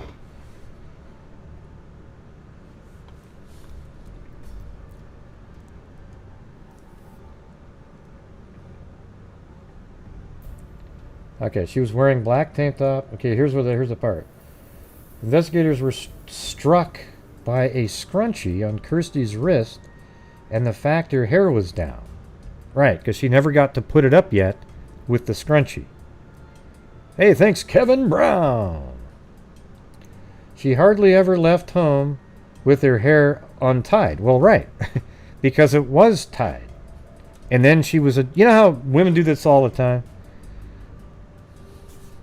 let's say it was tied, and then it starts getting loose because you're walking around, and then you take the scrunchie off again, and you make it really tight in the back, put it back on. I don't know why that's such a shock to the police there. It's really, that kind of stuff is mind-boggling. 2 of these things so far have been absolutely just normal things that people do.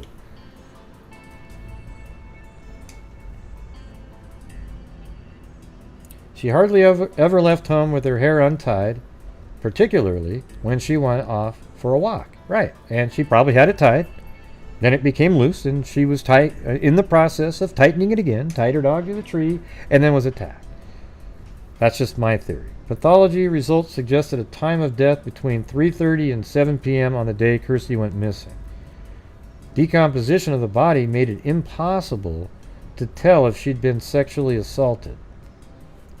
Yeah, I was wondering about that. Took 2 weeks.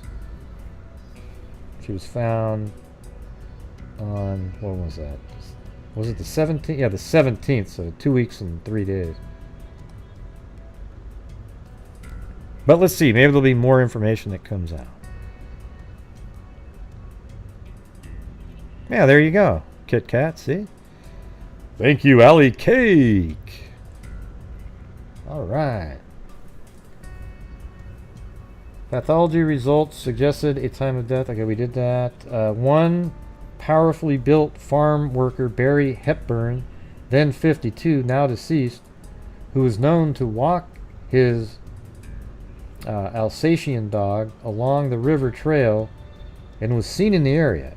He had the mental age of a young teen. He didn't show up for work on New Year's Day, and when he was next seen, he was uncharacteristically washed and clean-shaven.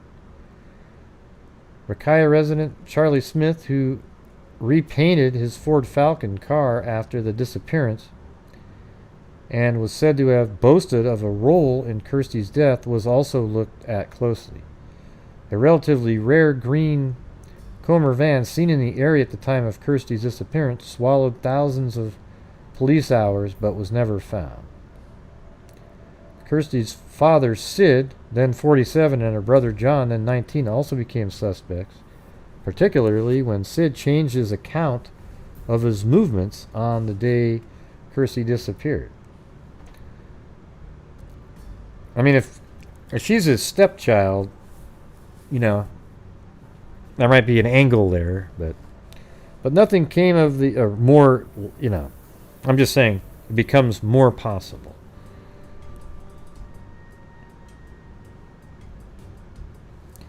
But nothing came of the suspicions, and many believe Sid and John were unfairly targeted.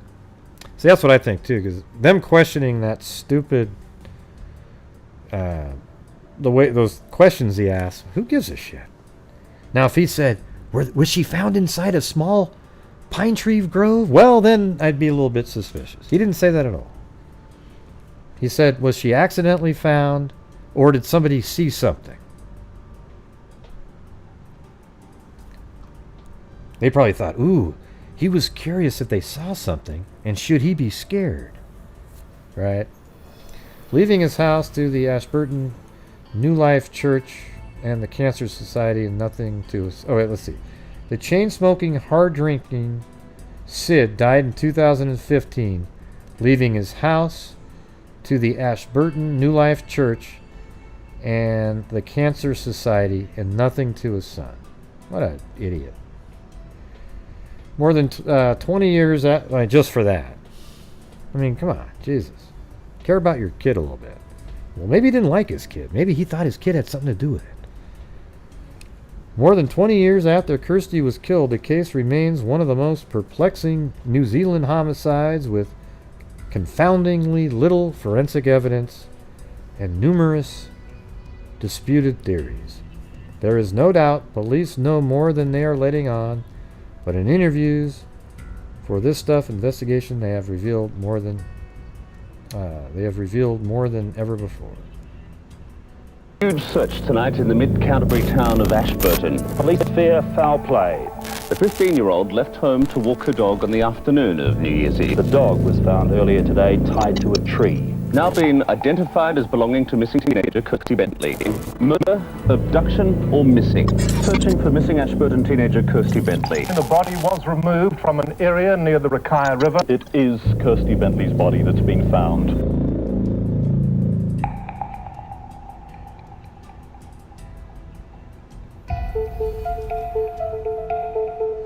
Well, I don't know if I'm going to play this produced video on here. It's not a news video. It's an actual... I'd like to play it, but can't do it. It's not a news clip or something. But the link's in the description, so you guys can go check it out.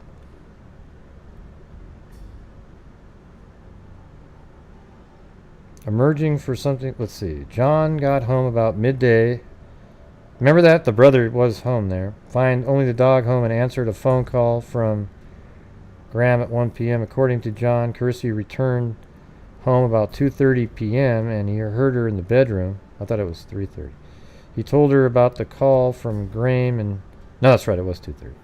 And retreated to his room to listen to music and watch TV. Emerging for something to eat, he noticed Abby was gone and assumed Kirsty had taken her for a walk. After another call from Graham about 4:20, he started thinking Kirsty had been away too long.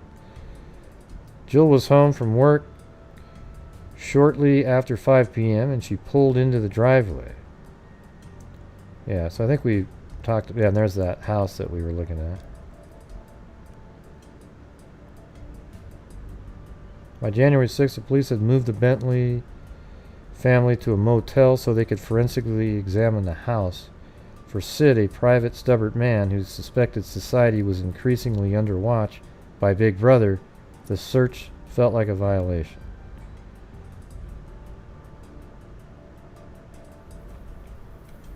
Yeah, look how thick that wooded area is. Probably this is where they found the dog and they're just looking for stuff.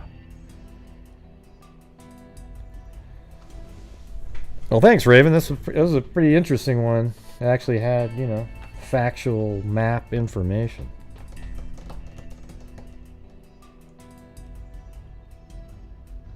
It's pretty in-depth. I might have to go watch that video. Yeah, so that looks like maybe that's the area, which I think looks a lot like...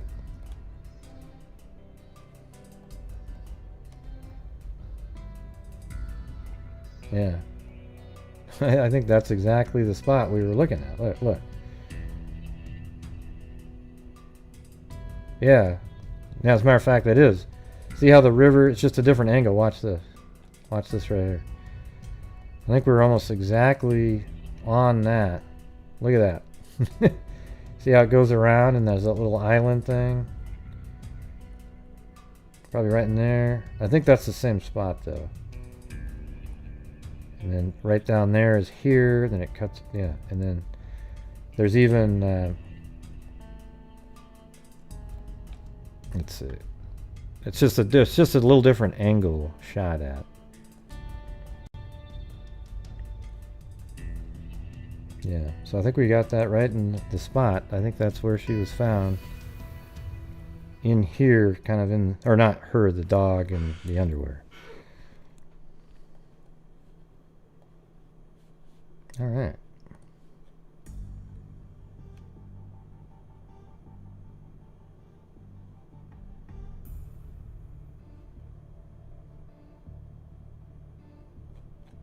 Man, this is a really... I mean, it goes on and on forever. I don't want to go through the whole thing, but... And let's see how close this is. This is where those cars are. Pretty sure that's where she was found.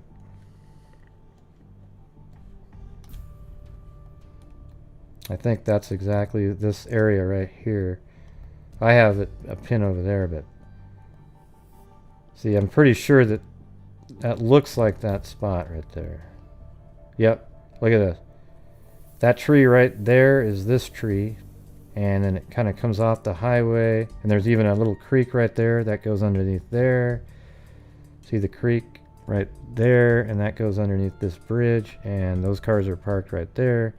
So I'm thinking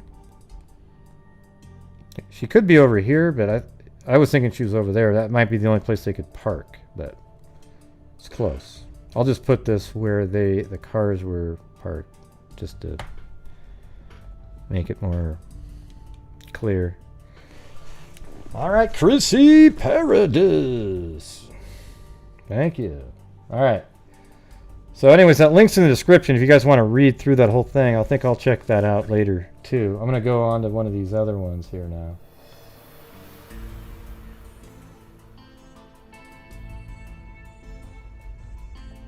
So what was the Nancy Noga one? Gotta rip through these. Or I'll keep them and do them on a different shows though.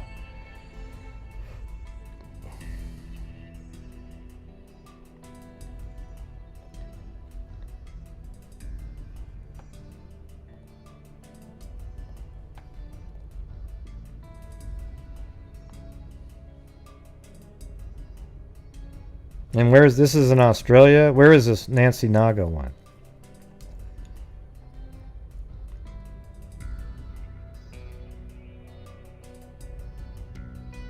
No, is this New Jersey or?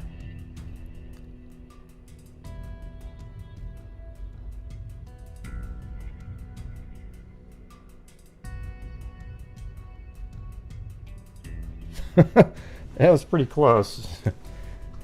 Raven. There was a pin on a little tiny map too, so I was kind of in the right spot.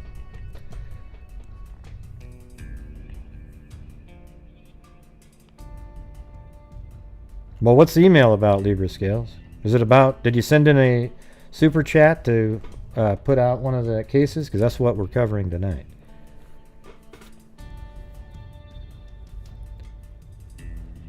I don't even know what you're referring to. Tragedy. Sorry.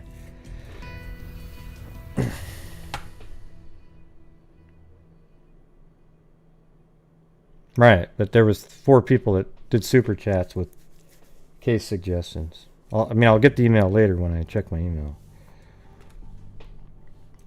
All right, so we had where is Nancy Noga from? Didn't you send that in, Zozo? I don't remember who sent that. Let me see how far I can go up. No, don't see it.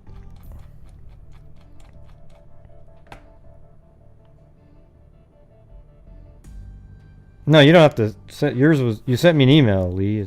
It was different. I was just doing something on the show to raise funds for, the nightly funds, so that at the end of the month we can still donate in the, a couple $1,000s.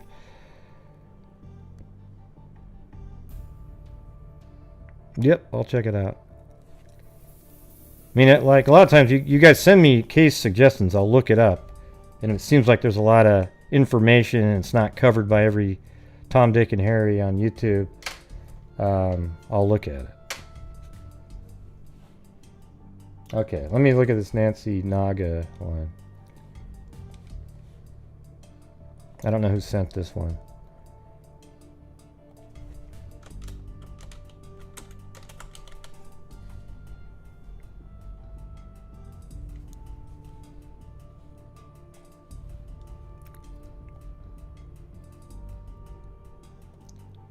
Claudia Neubauer. On a cold January night 20 years ago, Nancy Noga left her, and this article was written on in 2019, so it must have been 99. On a cold January night 20 years ago, Nancy Noga left her part-time job at Rag Shop Store on Route 9 in Old Bridge. So where is this? Can't be more than one of these. So, Sayreville, New Jersey, right?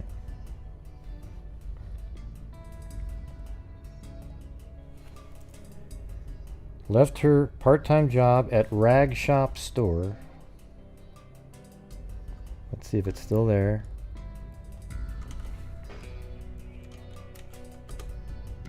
No. Where's Route 9?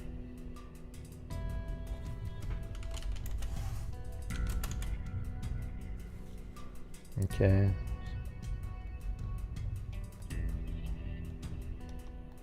So I don't know where that is now. unfortunately. Here, let me look this up on newspaper.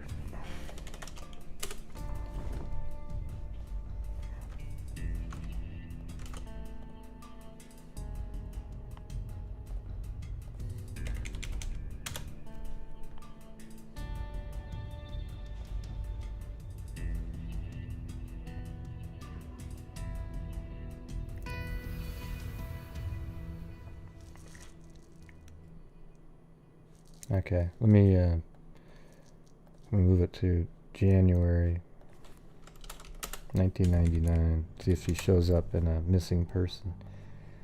Yeah.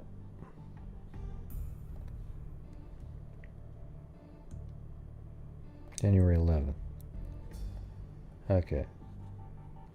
Okay, so that was the 11th.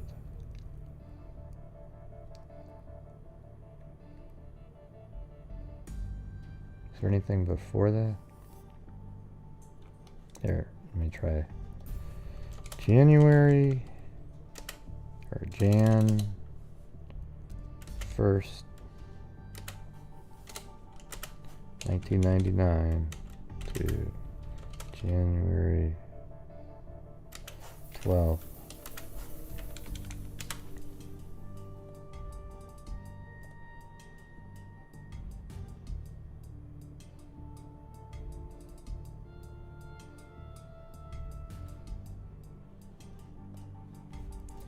Yeah, so definitely we got it all the way back to the 9th right here. So a lot of the, you know what's interesting when you have missing persons cases, they give you a lot of information early on and then they start clamming up once the body's found. So it's you get a lot of detailed information. Missing teen described as pleasant hard worker Nancy Kathleen Noga, the 17-year-old Borough teen missing since Thursday, had a tight circle of friends and was looking forward to joining the Air Force, said her father, Mark Noga. She basically went to school and went to work. She worked 2 jobs because she was saving for all sorts of things, he added. Nancy Noga also worked as a cashier at the Old Country Buffet. Okay, so now we've got the name. This is why I wanted to look this up, because now we have Gateway Plaza and something like that. That name normally would stay the same.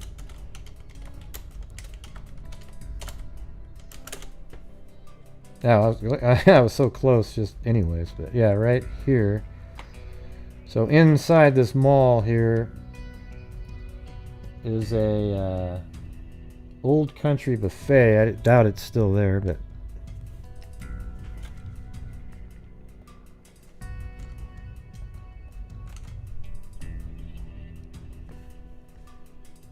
you guys still here? Or I don't see anybody commenting anymore. Hell, maybe I'm not even streaming.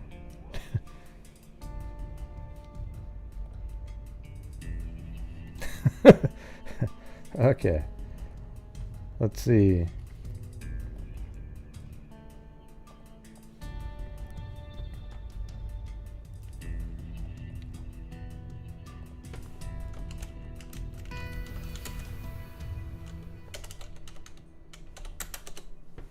Yeah, so there's no Old Country Buffet. But anyways, it was in this mall here.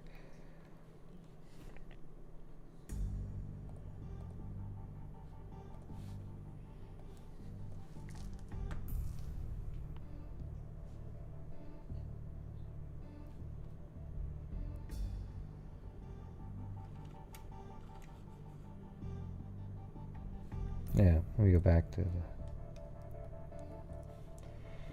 Hold on, I'm gonna make a folder for Nancy Noga.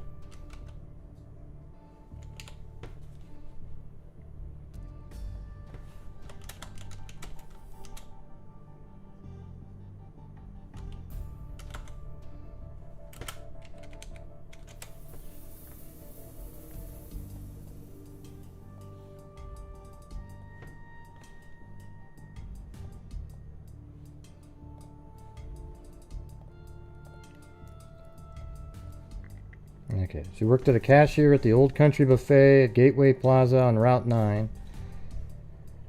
She's a great kid, said Gary Francie, the general manager of the restaurant. Francie said the teen reported for her post like clockwork since she began working at the restaurant about 2 years ago. She's a hard worker, he said. She's very upbeat and very pleasant. This isn't Nancy. Nancy has an older sister who lives in North Carolina. Police were attempting to contact her sister yesterday.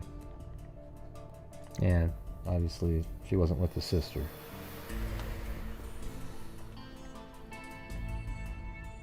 Yeah, how old is she? She's only 17 years old.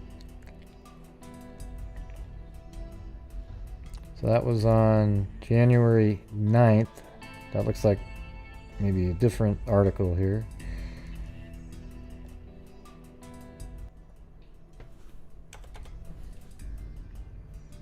Police are searching for 17-year-old Borough girl who was last seen as she left her job at a Route 9 store in Old Bridge Thursday evening to walk home. Nancy Kathleen Noga never arrived at the Skytop Gardens apartments. Okay, now we have the name of where she lived. Skytop. Was it called Skytop Gardens? Yep, that was it.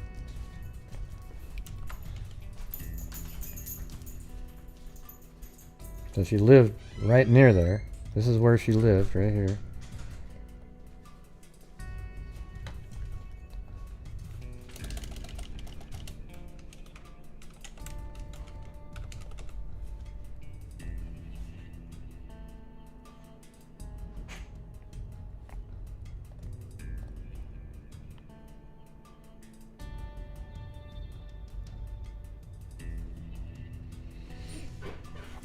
Okay, police detect. So she never made it home from work, and look how close that is. She's right there and was just supposed to go home. So somebody probably got her in the parking lot. Police detective Ken Kelly said Noga, a senior at Sayreville High School, was reported missing by her parents. Noga was last seen about 6 p.m. at the rag shop at Kmart Shopping Plaza. Oh, so let me see where that is. Because so maybe she went somewhere after work really quick.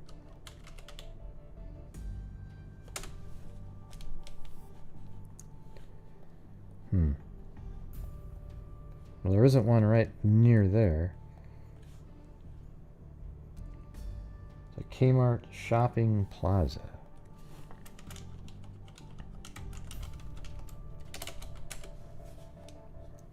Well, there's one way over here, but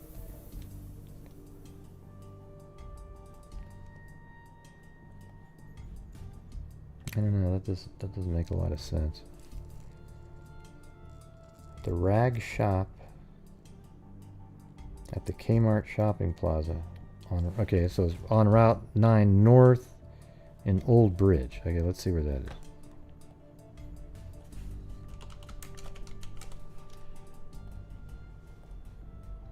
Oh, so it was down here.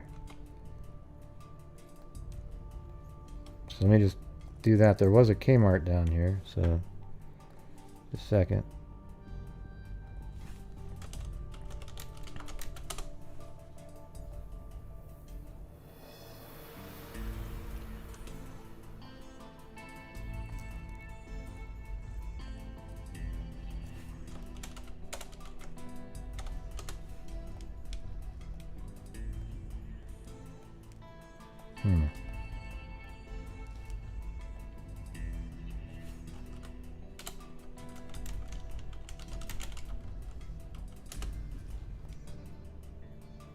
Yeah, there really isn't one right around here. Thought there was visually a minute ago.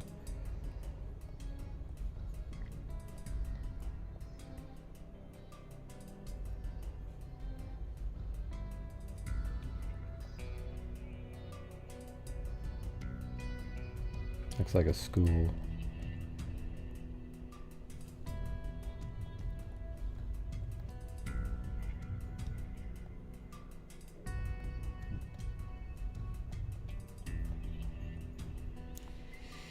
Anyways, let me keep going here. Nancy Noga is white, about 5'4". Oh, let's finish this part here. Her work shift there ended at about 6 p.m. and she left work to walk home. Her father said, Plaza, Kmart shopping plaza. See, I think this is the same mall here. This is that spot that they're talking about. You know, I don't know if there's a Kmart in here anymore or what. I mean, there's a Home Depot there. I could definitely see a Kmart being one of these stores at one point, because the other article mentioned that she worked there. This just says Kmart Shopping Plaza, and that could be what the whole mall area was once called, maybe. Nancy Noga is white, about 5'4", 120 pounds, with brown shoulder-length hair and brown eyes. She wore a purple Arizona cotton jacket, a dark V-neck sweater, light blue flared jeans, and a black and white platform sneakers. She carried a purple backpack.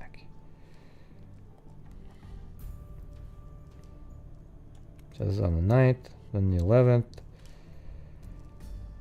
Still missing. She was last seen when she left work about 6 p.m. Thursday. We were all worried. I said the entire family just wants to know that she's safe. Nancy Noga is white with brown eyes and brown shoulder-length hair, 5'4", 120. She was last seen wearing an Arizona cotton jacket. Yeah, we went over that. So that was on the 11th. And now, let's see, 13th.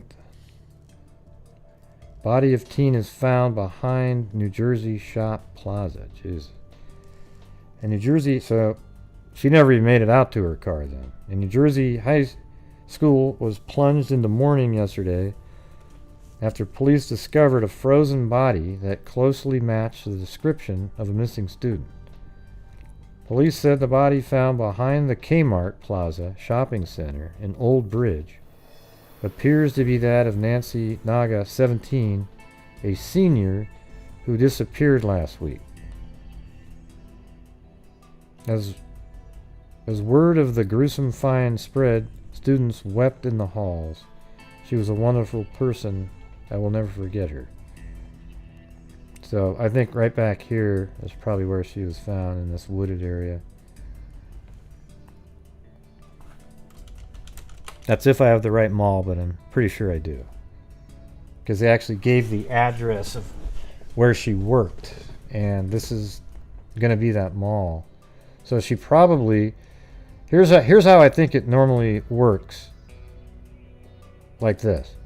See, these out here, employees aren't allowed to park here, and probably not even in there, but I wouldn't be surprised at all if employees have to park along that strip right there, and then if there's none of those, they can kind of fill in the outer spots. So she probably went back to her car here and was abducted and then brought back into this wooded area here, and she was found frozen. Well, you can just send me an email at grayhughes2@gmail.com.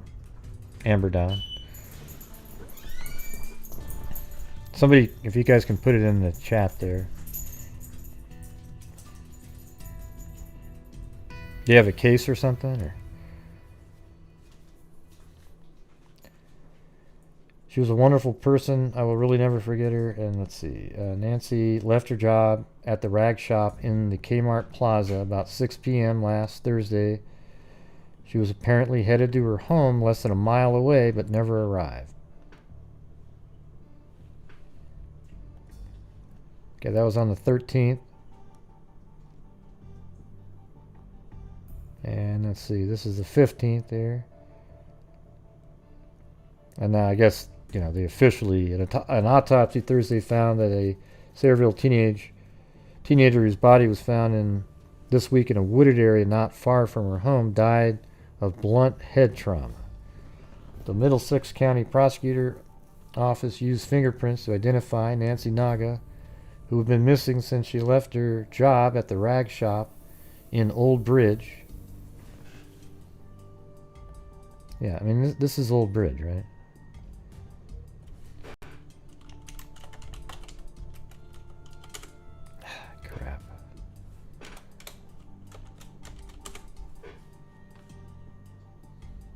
Yeah. Well, see, this is Old Bridge Township, but I think this would probably be considered that. And when you look at that, I mean, let's see. Yeah, well, it's 0.4 miles. Now, I mean, I guess she could have been here too, maybe one of these malls, but the address they gave earlier was right in like this mall area right here. It had a specific name. It was the Gateway Plaza. And that's what this is. Now, probably back then it was called the Kmart Plaza.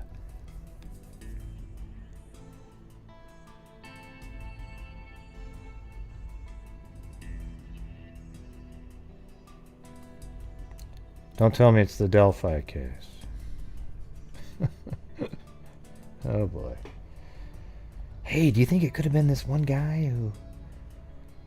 I don't know.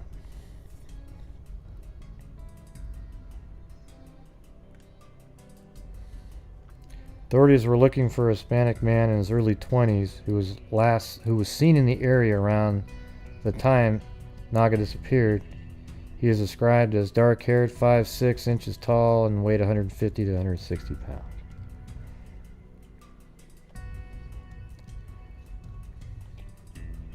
I guess that was the 15th, and then we move. Here's one on the 21st right here.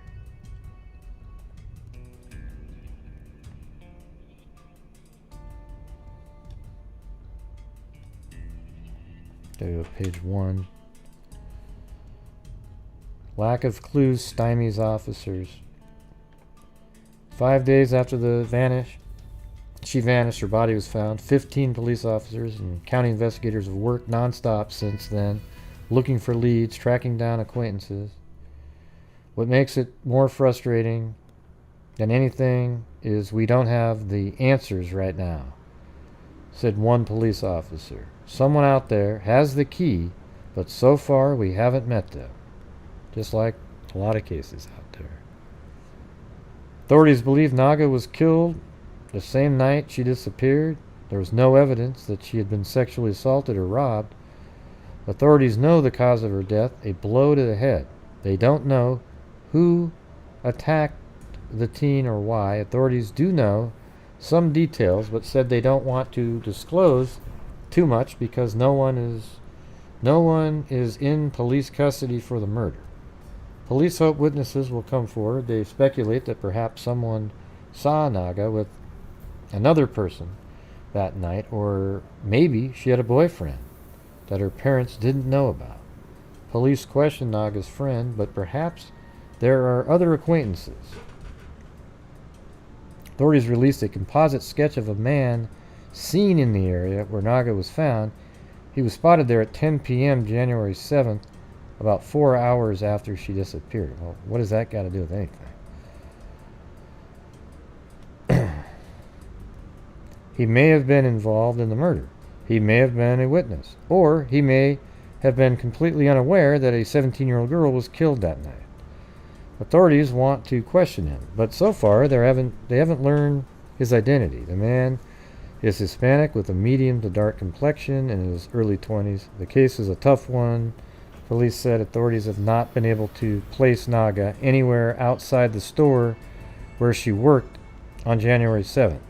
She was last seen leaving the rag shop on Route 9. So maybe there's a whole different...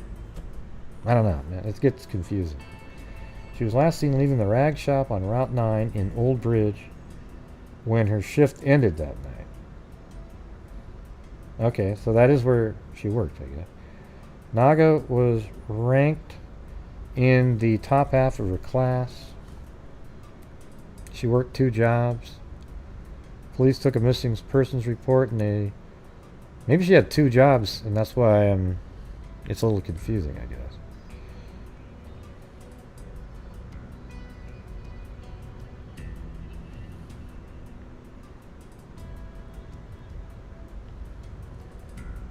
So this is just cold, I guess, right?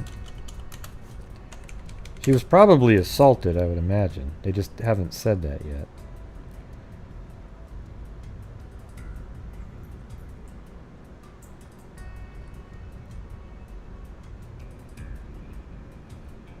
Okay, let's see, March 1999. No. How about 2000? A year later. Still looking for help.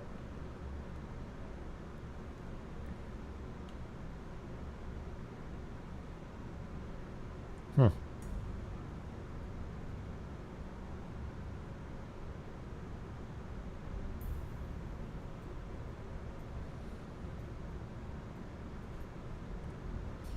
Let me try something in later years, just like a 2010 to 2020. Yeah, this is January 7th, 2019. So let's see if they have any extra information in here. You know who she looks a lot like? Which is kind of weird, but she looks right here a lot like that girl who pretended she she went to that church, got in the car with somebody else, and then, Madison Bell. Yeah, exactly. Or Maddie, whatever the hell her name is. Yeah, no, looks just like her. That's crazy, isn't it? I mean, like clone stuff.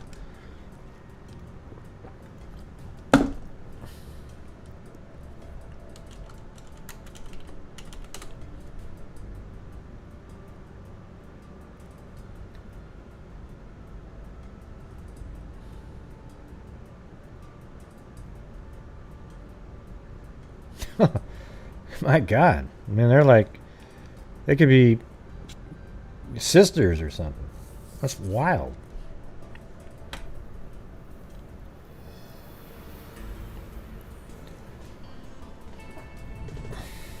All right, let's see what they have in 2019.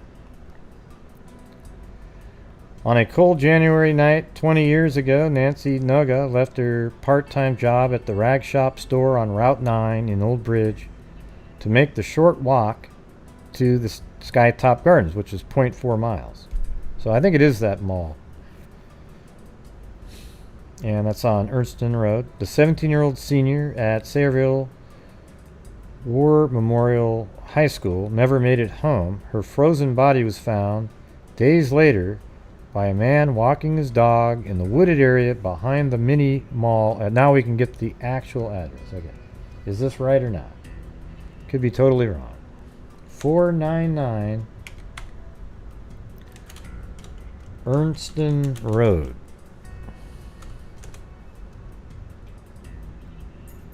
And that's definitely not a... Is that where she worked? Right there?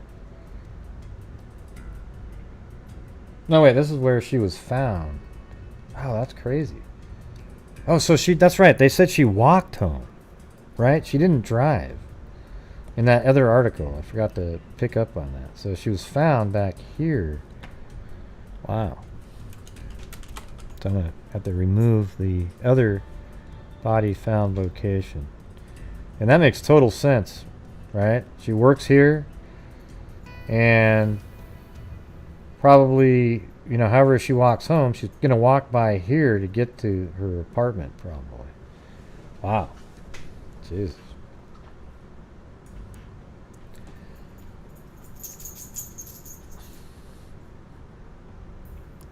Body is found days later by a man walking his dog in a wooded area behind the mini mall at 499 Ernston Road. Let me just see what that looks like there. That doesn't look like a mall, though.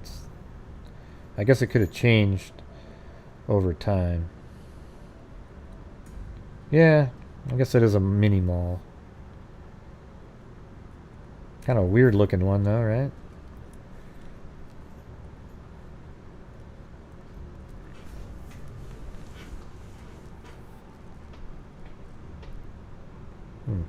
Her disappearance and death rocked this blue-collar community. She was here one day and gone the next, said Mary Jo Truken, who attended high school with her. No one knew what happened, and after Naga's body was found, Truken said terror ripped through the community.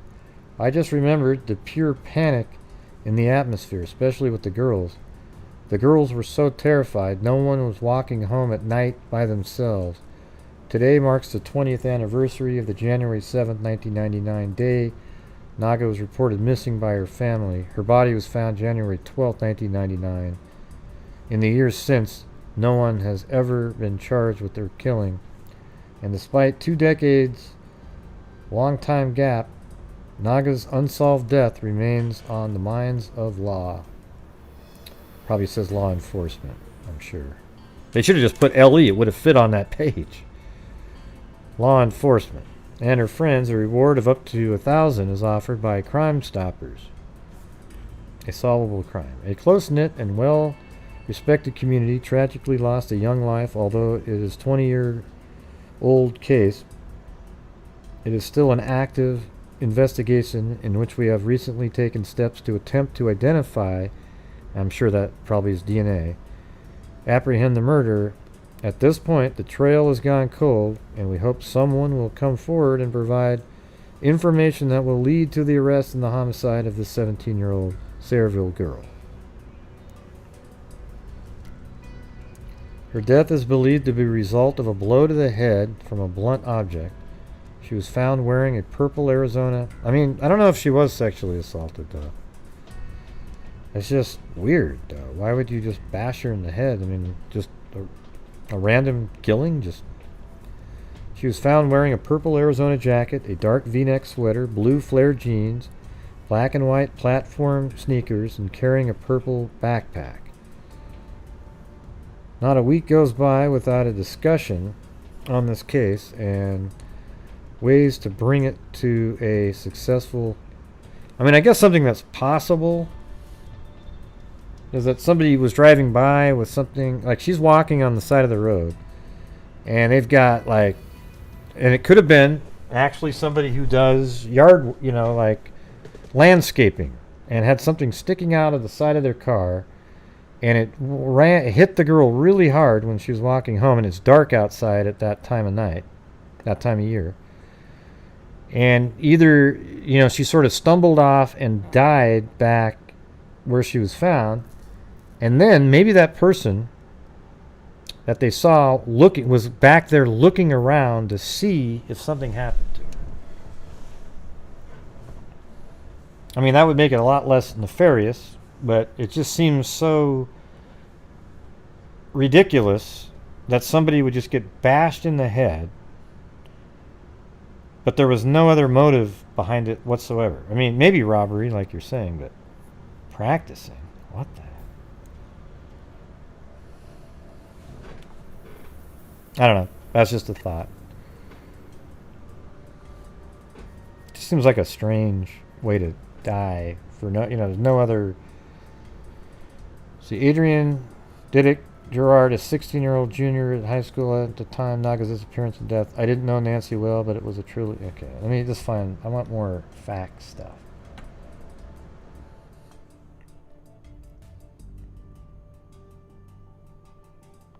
Now, so there's a podcast here. So I always think... Oh, she's thinking of doing... She always thinks of Noga around this time of year and Googles her name to see if there's any updates. It's always the same, said Drukan, who for a while has been planning a podcast about Noga, especially after reading Walter Legui's story in the Huffington Post. She and Walter will co-host the podcast, which is still in development. Oh, that's cool. Has completed her first phone interview for the podcast, and she also plans to talk to 4 or 5 other people, including someone who worked at the pizzeria near the wooded area where Noga's body was found. 2 of Noga's close high school friends and Noga's last customer at the rag shop that night. She also hoping Noga's sister might be willing to participate. They must have other evidence that make it a homicide. It's a homicide either way, but they must think that somebody did it to her intentionally. That route wasn't the most direct to an opening in the gate to the Skytop Gardens. Okay, so what I was thinking maybe isn't right.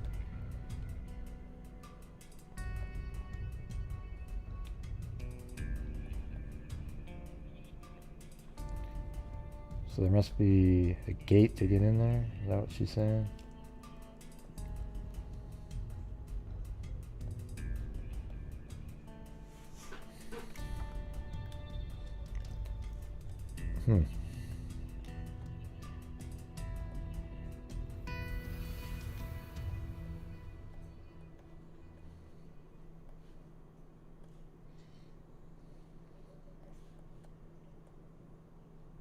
Well, that's how you would get in.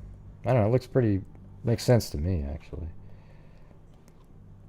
Get off of work there, and however you get here. I mean, that looks like this entrance and this one are the only ways to get in there, it looks like. There's bushes all around. I'm not sure what they're trying to say there, but this entrance here and right there are the only ways to get in. And she worked over there, so I think it is on the line to get in there.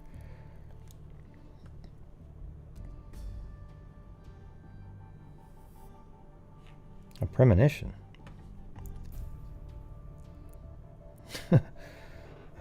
Oh boy.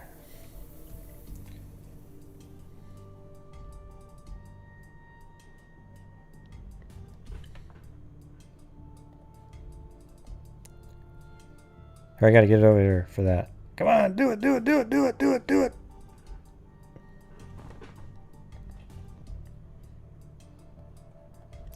Thank you, Susanna MacGiola Podrick, as in Podrick Harrington, who plays golf.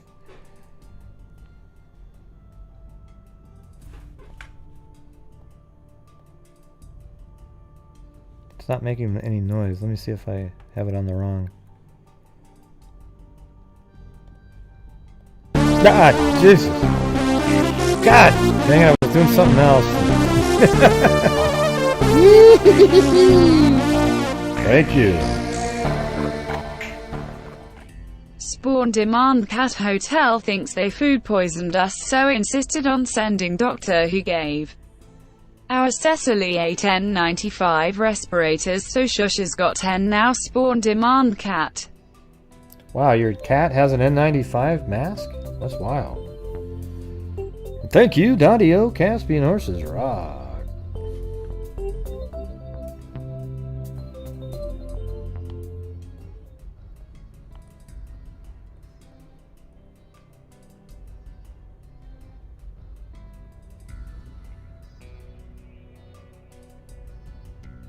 Now that just seems like an absolute cold as hell case. You know? Just boom. So anyways, I got two more. I'll try to fit those in tomorrow. I think I've been on here for 3 hours and some odd minutes now.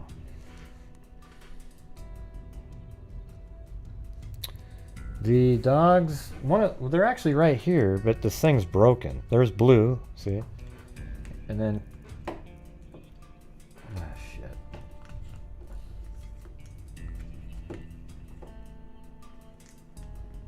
Yeah, I've got like duct tape holding this thing up. I gotta figure something out with that. Hey, thanks, Chrissy Paradise. Was that one yours that you sent in? I got your other two in there, though. For tomorrow. I think that's a good way to do it. Yes, Zozo. I gotta go lay down. Starting to sting a little bit. Got a lot less bodily fluids coming out of the wound now. That's good. For a while, it wasn't doing that. And it was funny because I had this like polysporin that they gave me, and we haven't been using it the whole time. I didn't even know we had it. And my wife says, "Yeah, they gave it to me." It's like, what are you doing? Put it on there. It would have helped. Anyways, those were interesting, especially the one in New Zealand. That one's crazy, huh?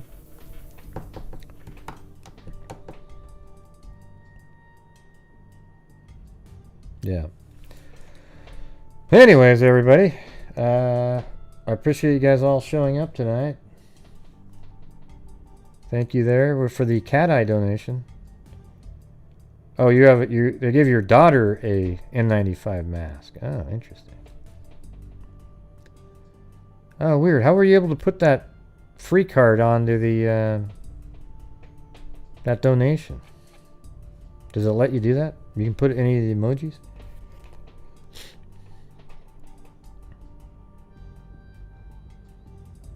Yeah, no problem, Raven. That was pretty cool. It was interesting.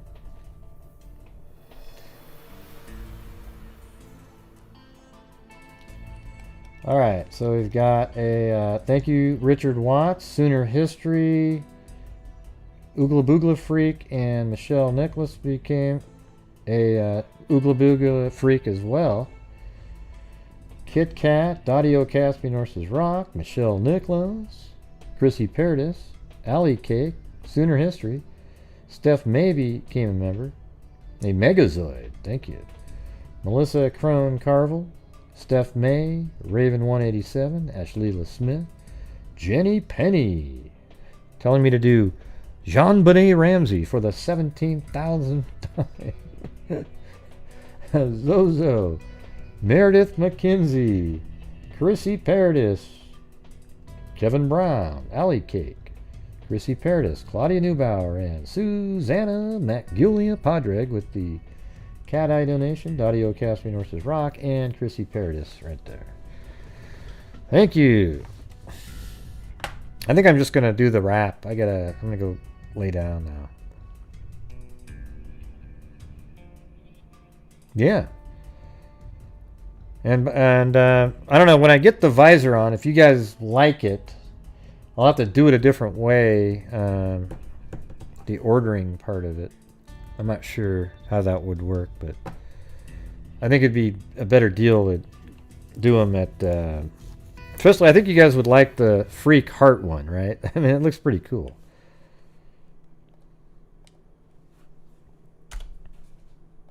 Maybe do one with a pink... I don't know if you'd want a pink one or not, but... I think that was... Oh, Gray, you're being sexist. What do you think a girl would like a pink? I don't know. Jesus. Yeah, so this one right here... I think that's cool. What do you think? It's kind of like I Love New York, but it's more like Freaks. Yeah. So anyways, thank you guys very much. I appreciate it. And, yeah, make sure that you're wearing your, your facial coverings, masks. If you have an N95, wear that one. Maintain your social distancing. And wash your hands as often as possible. All right? Okay. So that is it, everybody. And, as I always say, everybody, until next time, be safe out there. And a 2, and a 3, and a 4, and a 5, and a 6. Yeah, I've been doing this true crime thing for quite a while now. And during this whole time, I have not seen one person that is a crime dissector. I'm a certified human lie detector. Gonna get ya on a stretcher if you try and play me like an old projector. Crime sector is my nectar. Professor Gray is gonna give another lecture. Crime cold, nectar. Hey, what are you doing? That's so speed. I know, but it was work. And I'm meaner than a spectre with a vector on his pector. With all respect, y'all. Just remember I've a temple. Wow, look at those glasses that Jerry has on. Wow, that's some weird stuff right there. And I'll serve it to you straight without the blender. And in the end, I'm gonna send ya on a mission to reveal the true offender. Yeah, so I'll just get right back to work. All right, everybody? Talk to you. Alright, that was cool. That was interesting stuff. Wow, that was so amazing. That was one of the great shows I've ever... Whoa. Wow. Okay, I mean, yeah, it was interesting, everything. But was it really one of the greatest shows of all time? Well, not really, but I thought I would encourage Gray. He works really hard, and he tries to have a full show for everybody. Man, I think he's just fine the way it was. Okay. Good night, Mary Lou. Boy. Good night, John Boy. You're so mean.